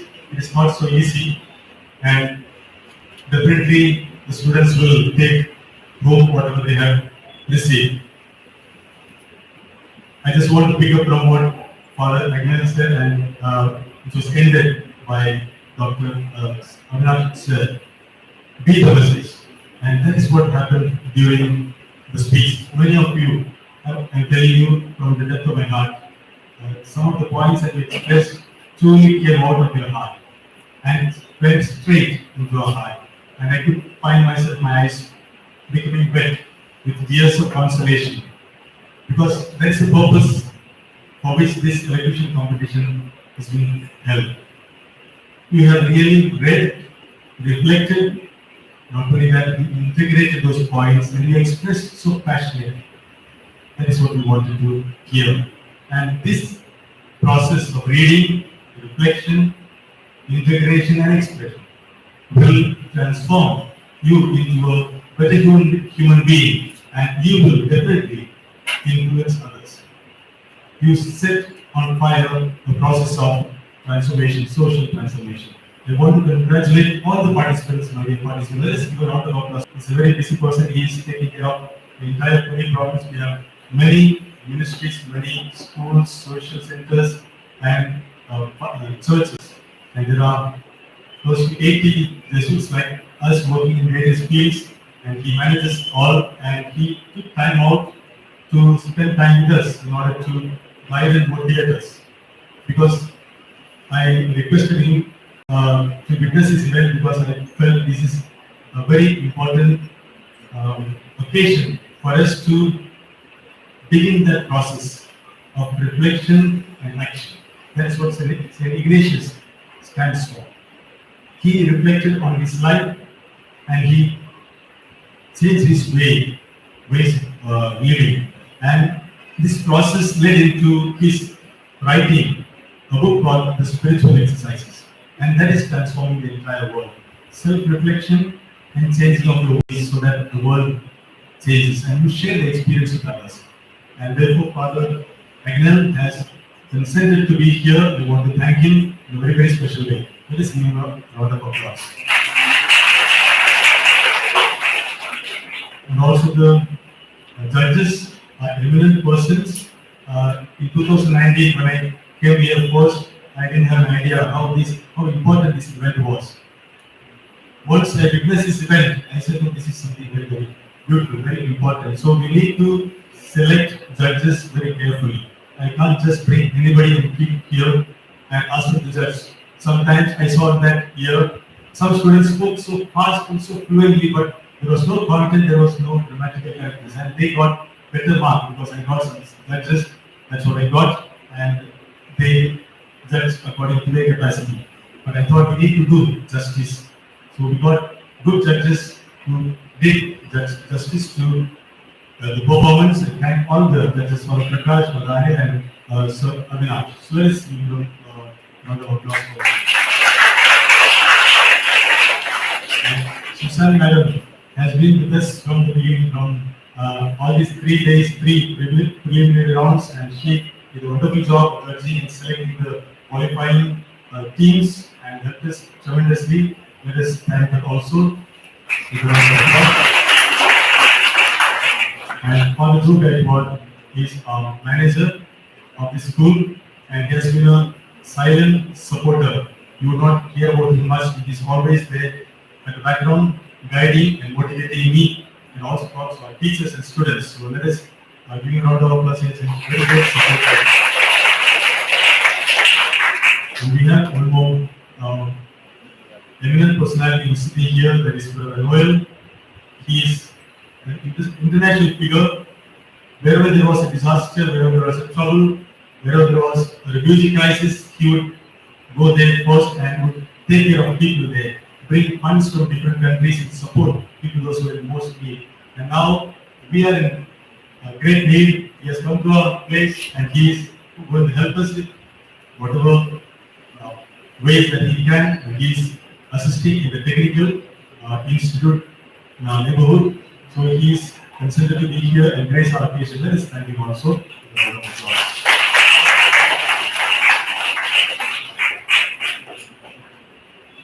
He is like for talking to the actually there is a formal vote of thanks. I am taking this opportunity to stretch it a bit. I'm really extremely sorry. Our event took a bit more time.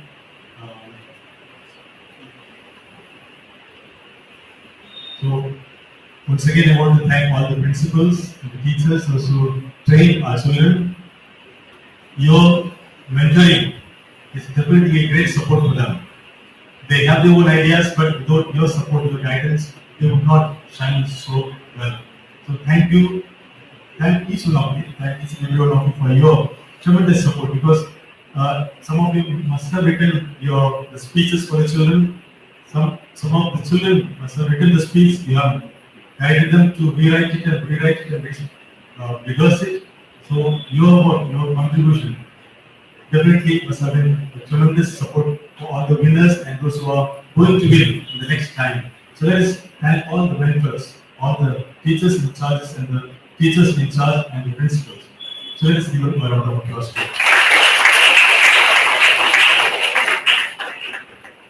So we have some time, sir. We can ask some students to say some of teachers.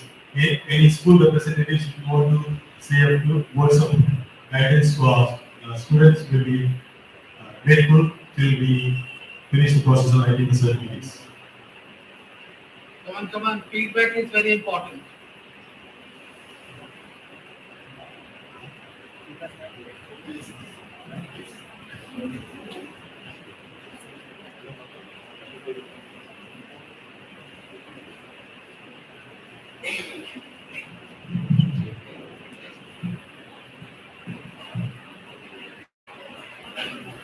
Good afternoon, everyone.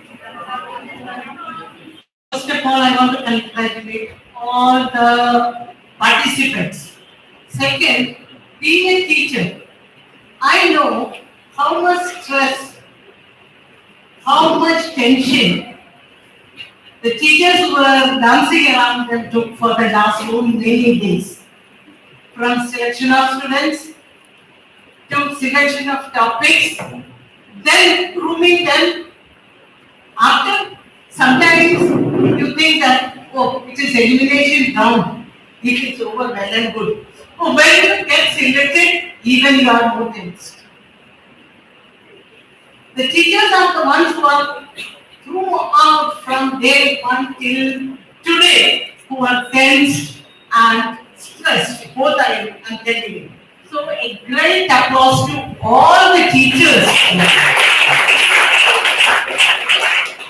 Now, Father needs some time, so I think I can speak a little bit. To the students, Father was saying the message. You should be the messenger messenger, you all spoke out from your heart. I just want to tell you a short story. During the independence struggle, students, I'm not only an English teacher, I'm a history teacher also. During the independence struggle in the present day Kerala, that was Travancore at that time, the Chittan Raja was the ruler at that time who didn't know anything much about the war or what is really happening and all. But the Britishers said that you have to have a small army. If anything happens, they will have to fight. So they selected a few people and gave them guns, the rifles, not AK-47 or anything, the big rifles which you see with rubber seat, that type of thing. When they got it, now how to use it nobody knew. So they were given the instructions, they were given the training. On the last day, they're all sitting, the officer asked them, any doubts, any queries?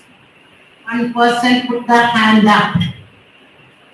What was his question? Can you imagine? He asked, sir, when the enemy attacks us, we have to carry this gun and run or leave it and run. That is what we all do when we come face to face with our problems in life.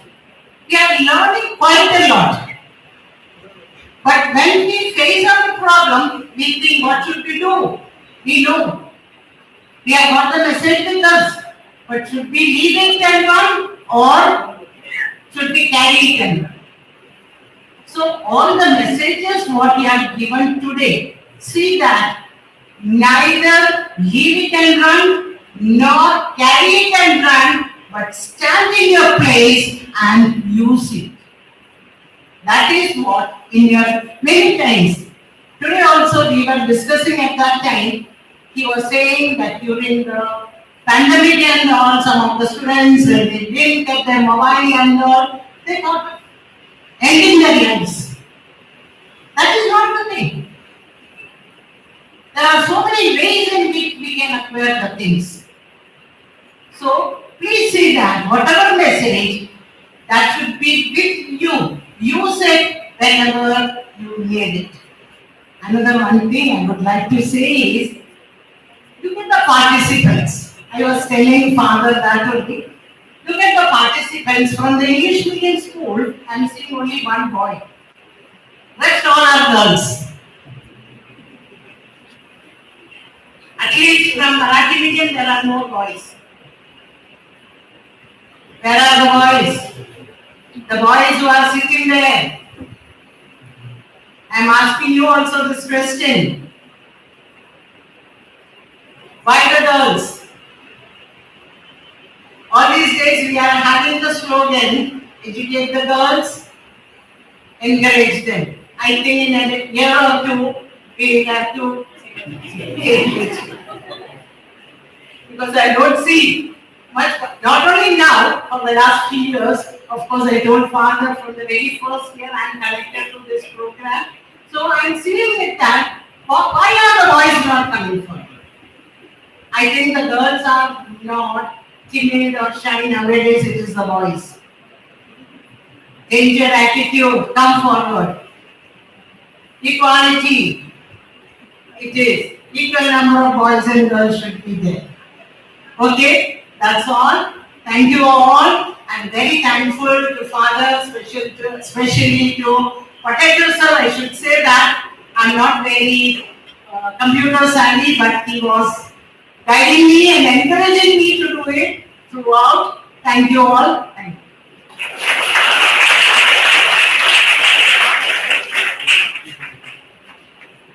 Thank you, Father. Thank you, ma'am.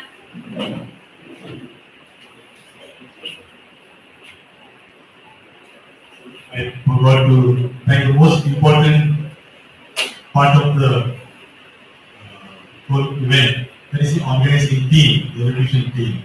So we have a master organizer, so Malik Patel, and his team. So all these people involved in elocution competition, please come forward if you want to give a round of applause. Please come forward. Elocution team.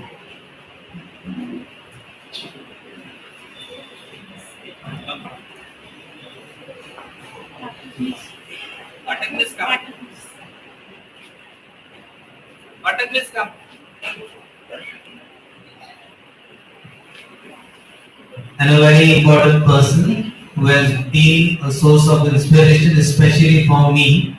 He has been guiding me and he has been trying to motivate me in all the ways. He is none other than our principal. So I request him to come forward. He is our leader. In fact, we are all his followers. So huge round of applause to all people because of them. This event is going to be a great success. Thank you.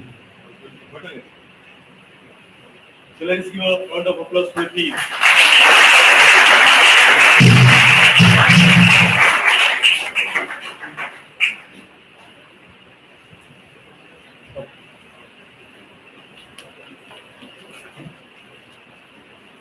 I'm sorry, but I have an appeal to make to Father Titus, Particular Sir, and all of them. After having realized that this is the 17th year, and in his office, I don't know whether he was around, but I just suggested why not we take this particular contest to a higher level, state level. I'm sure the team would work on it because if we have been able to conduct this at such a great success level, why not take it to another level? Yeah, I hope you all agree with me. Right.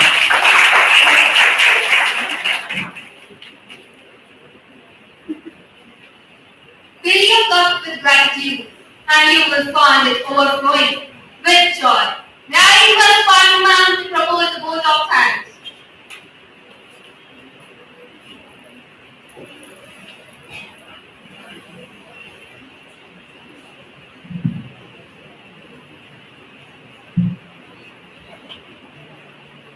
Good afternoon, everyone. Respected dais, teachers, parents, and my dear students. It's my pleasure today to stand before you and propose vote of thanks. On behalf of St. Xavier School and Junior College, Srirampur, I would like to extend my heartfelt gratitude to our esteemed Chief Guest, Reverend Father Ignatius, the Provincial of Pune Jesuit Society, for accepting our invitation and for being here with us today. Thank you, Father. A special thanks to our guest of honor, Sir Gnaneshwar Pathare, Administrative Officer, Municipal Educational Board, Srirampur, who spared time from his busiest schedule to grace the occasion. Thank you, sir. I must mention our deep sense of appreciation for all the juries, Reverend Father Prakash Bhagera, Reverend Father Anil Chakranarayan, and Sir Avinash Shirsar for judging the final round of this competition. We are honored to have you as a part of this event. Thank you very much.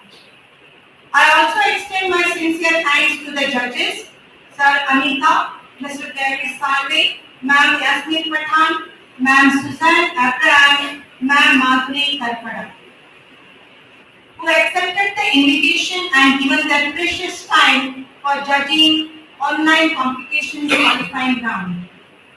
I also wish to express my gratitude to Honorable Reverend Father Joe Gaikwad, the manager of St. Xavier School, Srirampur, for gracing the occasion. Thank you, Father. An event like this cannot happen overnight. The wheel starts rolling a week's away.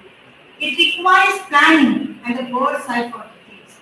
We are immensely thankful to our respected principal, Reverend Father Titus, for being the catalyst that stimulated us to do our best and standing as a pillar of strength. Thank you very much, Father. Please give a round of applause to him. A very sincere thanks to especially goes to Sir Patekar and technical department is Pallavi, Dolly sir, and Miss Minaki. I request all of you please give them a round of applause for their wonderful speech. I also thank to all the participants, the teachers and the principal for taking the efforts to train the students and encourage them to become a part of this event. I would like to thank teaching and non-teaching staff as well the volunteers, anchors and the spectators. Once again, I thank each one of you for being with us and to make this event grand success. Thank you and have a good day. Thank you, ma'am. I encourage all the students to hold your breath for the most long-awaited results. May I call upon Patika sir to announce the results?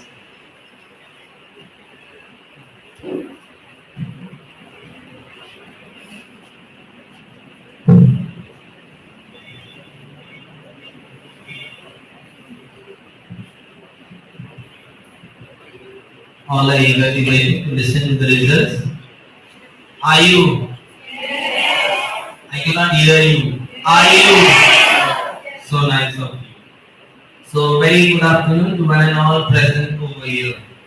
It's my pleasure to stand before you to announce the result of the 17th district level English education competition held in honor of our patron saint, that is Saint Ignatius of Loyola. Before I read out the result, I would like to thank and appreciate the two important characters of this great event. The one character is being praised right from the guests to the judges, but only one character is remaining. Can you just tell me who is that? All the participants are being praised by the eminent guests and even the judges. Only one character is missing. No one praised them. Can you just tell me? Who? Loud. Who? It is the audience, isn't it? So a huge round of applause to my dear students who have been listening right from morning till now. Louder, it is for you.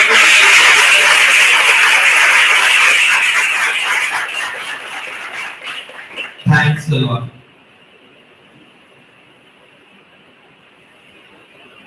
Winning is great, but not winning a competition is not the end.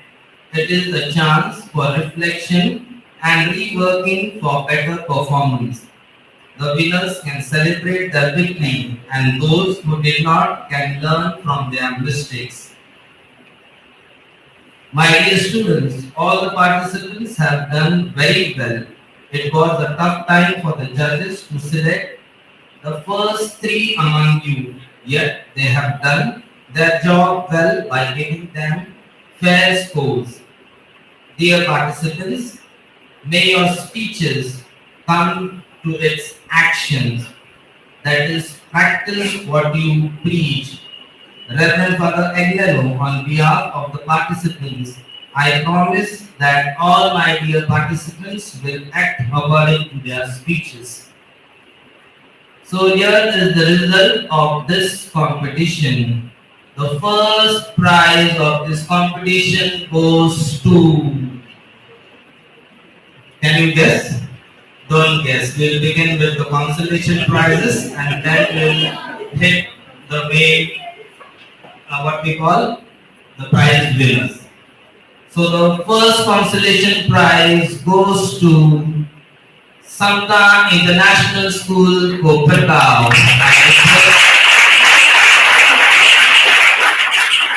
Reverend Father Prakash to come forward and hand over the certificate and the cash prize of 500. I request the participants to come along with their concerned teacher.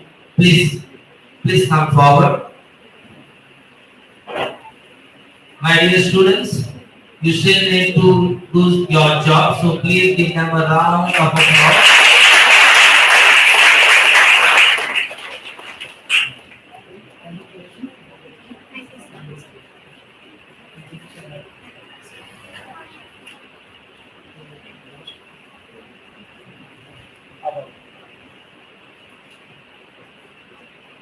Thank you, Father. The second consolation prize goes to Sacred Heart Convent High School, Amarnagar. I request the participants and the concerned teachers to come forward. I request Reverend Father Anil to come forward and do the needful. Suzanne, ma'am, please come. Sacred Heart Convent High School, second consolation prize.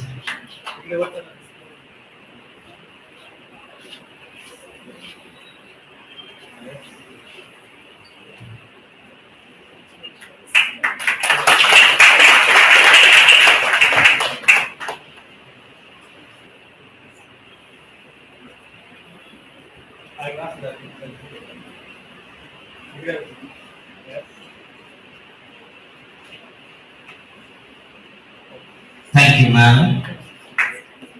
The third consolation prize goes to Sai Baba English Medium School, Shirdi. I request the participants and the concerned teacher to come forward. I request Reverend Father Anil to come forward and do the needful. Father Anil is not there. Brother Noel, please come forward.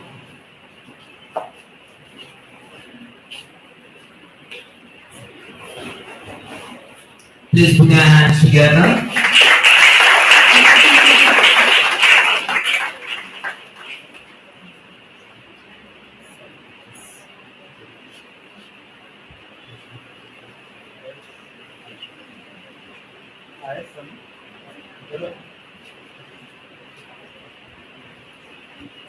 Thank you, brother. Fourth consolation prize goes to St. Xavier School, Sri Rampur. So I request the participants and the concerned teacher to come forward. Father, please come. I request Ravinas to do the needful.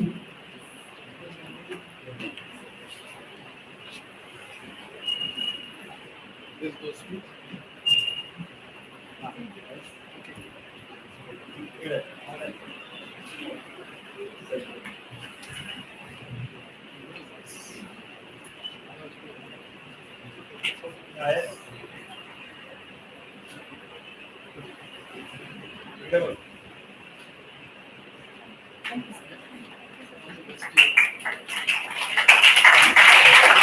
fifth consolation prize goes to Model English School, Sri Rampur. I request Avinash sir to come again and do the needful. Please, Avinash sir.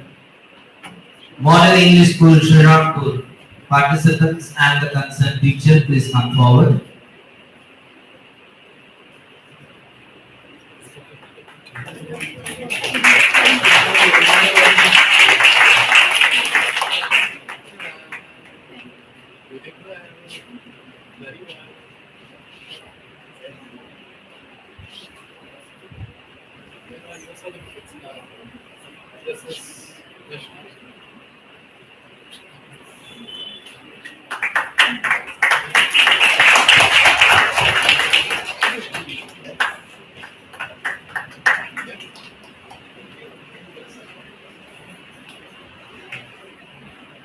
The remarkable performance for Marathi medium boy goes to Master Aditya Sonavne. I request Aditya Sonavne to come forward. I request Father Prakash to do the needful.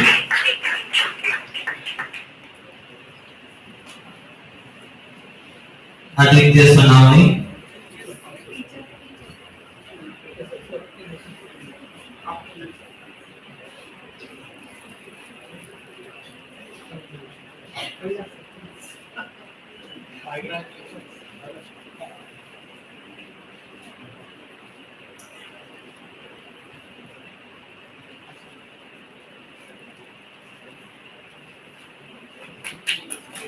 And the judges have already mentioned that it was really a tough time for them to judge this contest.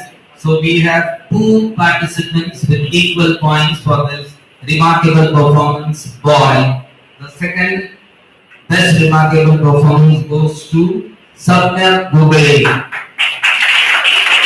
Samya Dubey from Fidelia High School. I request the participant and the teacher Ignatius to come forward. I request Susan ma'am to do the needful.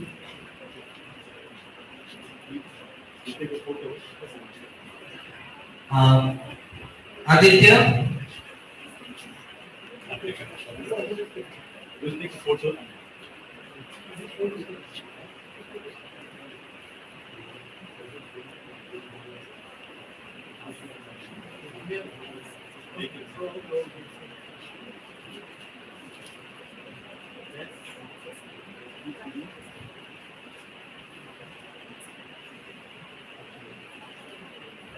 thank you, Suzanne ma'am.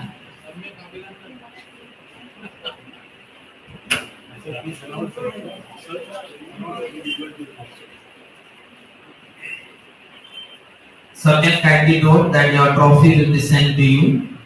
Okay, so you don't have to worry. The remarkable performance from Marathi medium girl goes to Vaishnavi Bhaskar. I request the concert teacher to come forward and I request Father Prakash to do the needful. Please, Father.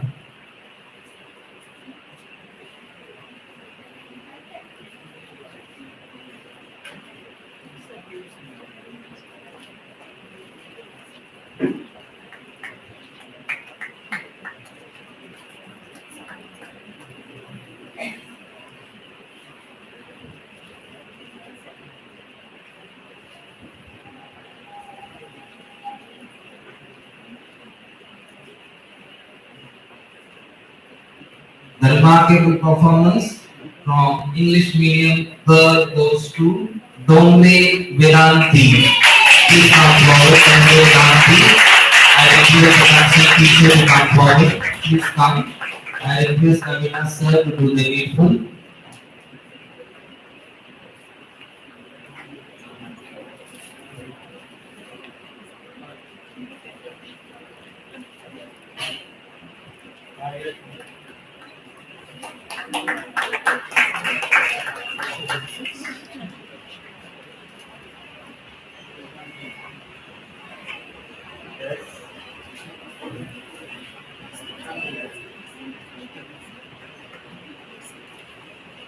As Susan ma'am rightly said that there are no boys taking part, but we have only one boy who took part and naturally is going to be the best remarkable performance of the day. So I request Apurva to come forward and I request Brother Koil to hand over the trophy and the certificate to him.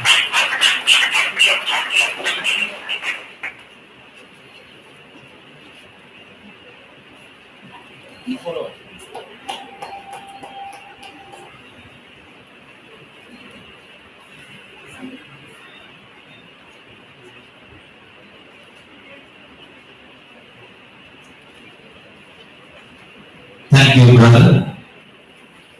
It is not the will to win that makes you a winner, but the will to prepare to win which does. So cross your fingers as I read out the names of the winners. Before I read out the names of the winners, I request Pallavi ma'am to display those scores on the screen.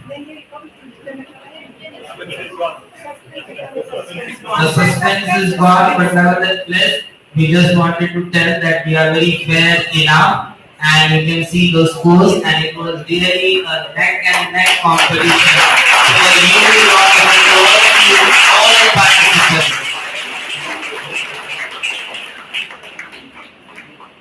The third prize goes to Sharda English Medium School. Please come forward. I request the principal, the chief guest of the day, the manager of our school to come forward and do the needful. Sharda English Medium School. Please come forward along with your concerned teacher.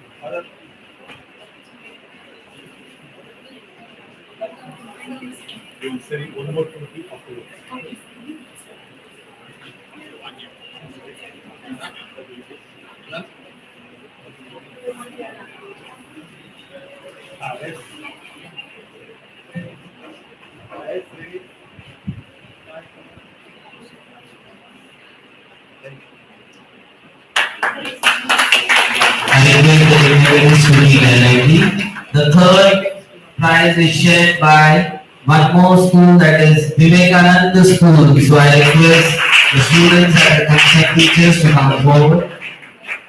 I request the chief guest, Reverend Father Ignatius, the manager of our school, Father Joe, and the principal of our school, Reverend Father Titus, to do the needful.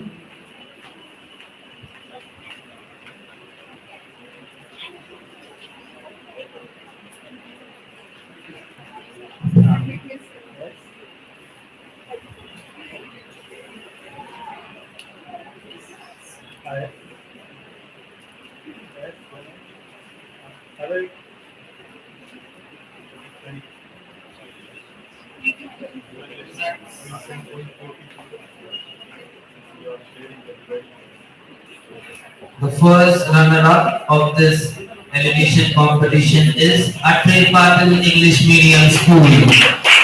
I request the chief guest, the manager, and the principal to do the needful.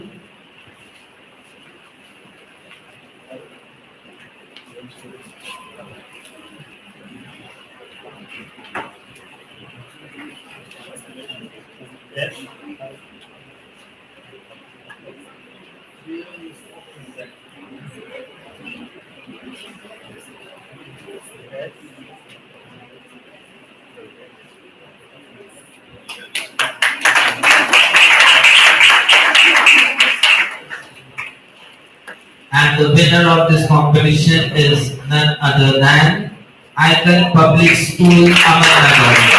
A huge round of applause. This is the second time of winning the trophy, and if you won it for one more time, this trophy will be yours. And very important thing, we are going to come and see whether you are going to act according to your speech.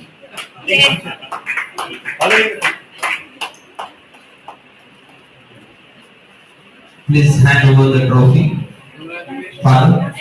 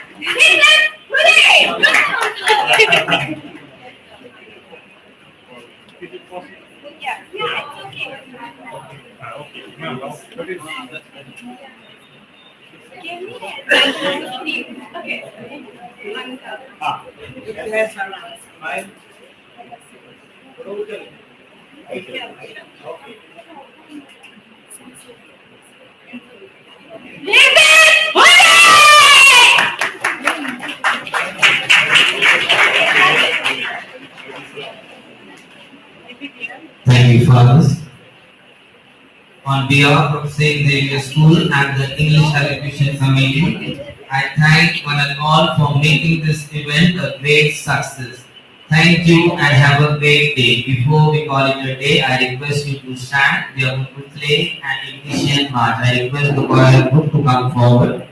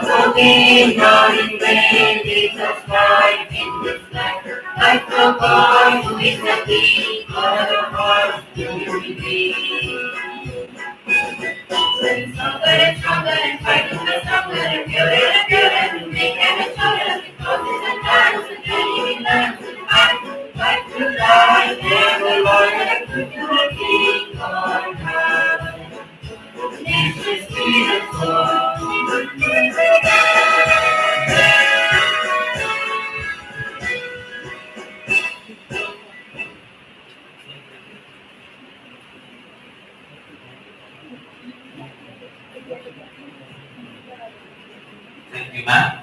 I request Ms. Colby to guide the chief guests and all the dignitaries to the hall, hostel hall. And I request all the teachers and the participants to please join us for lunch in the hostel hall. All the concerned teachers and the participants, please join us for a lunch in the hostel hall. Ms. Colby will lead us, Ms. Please.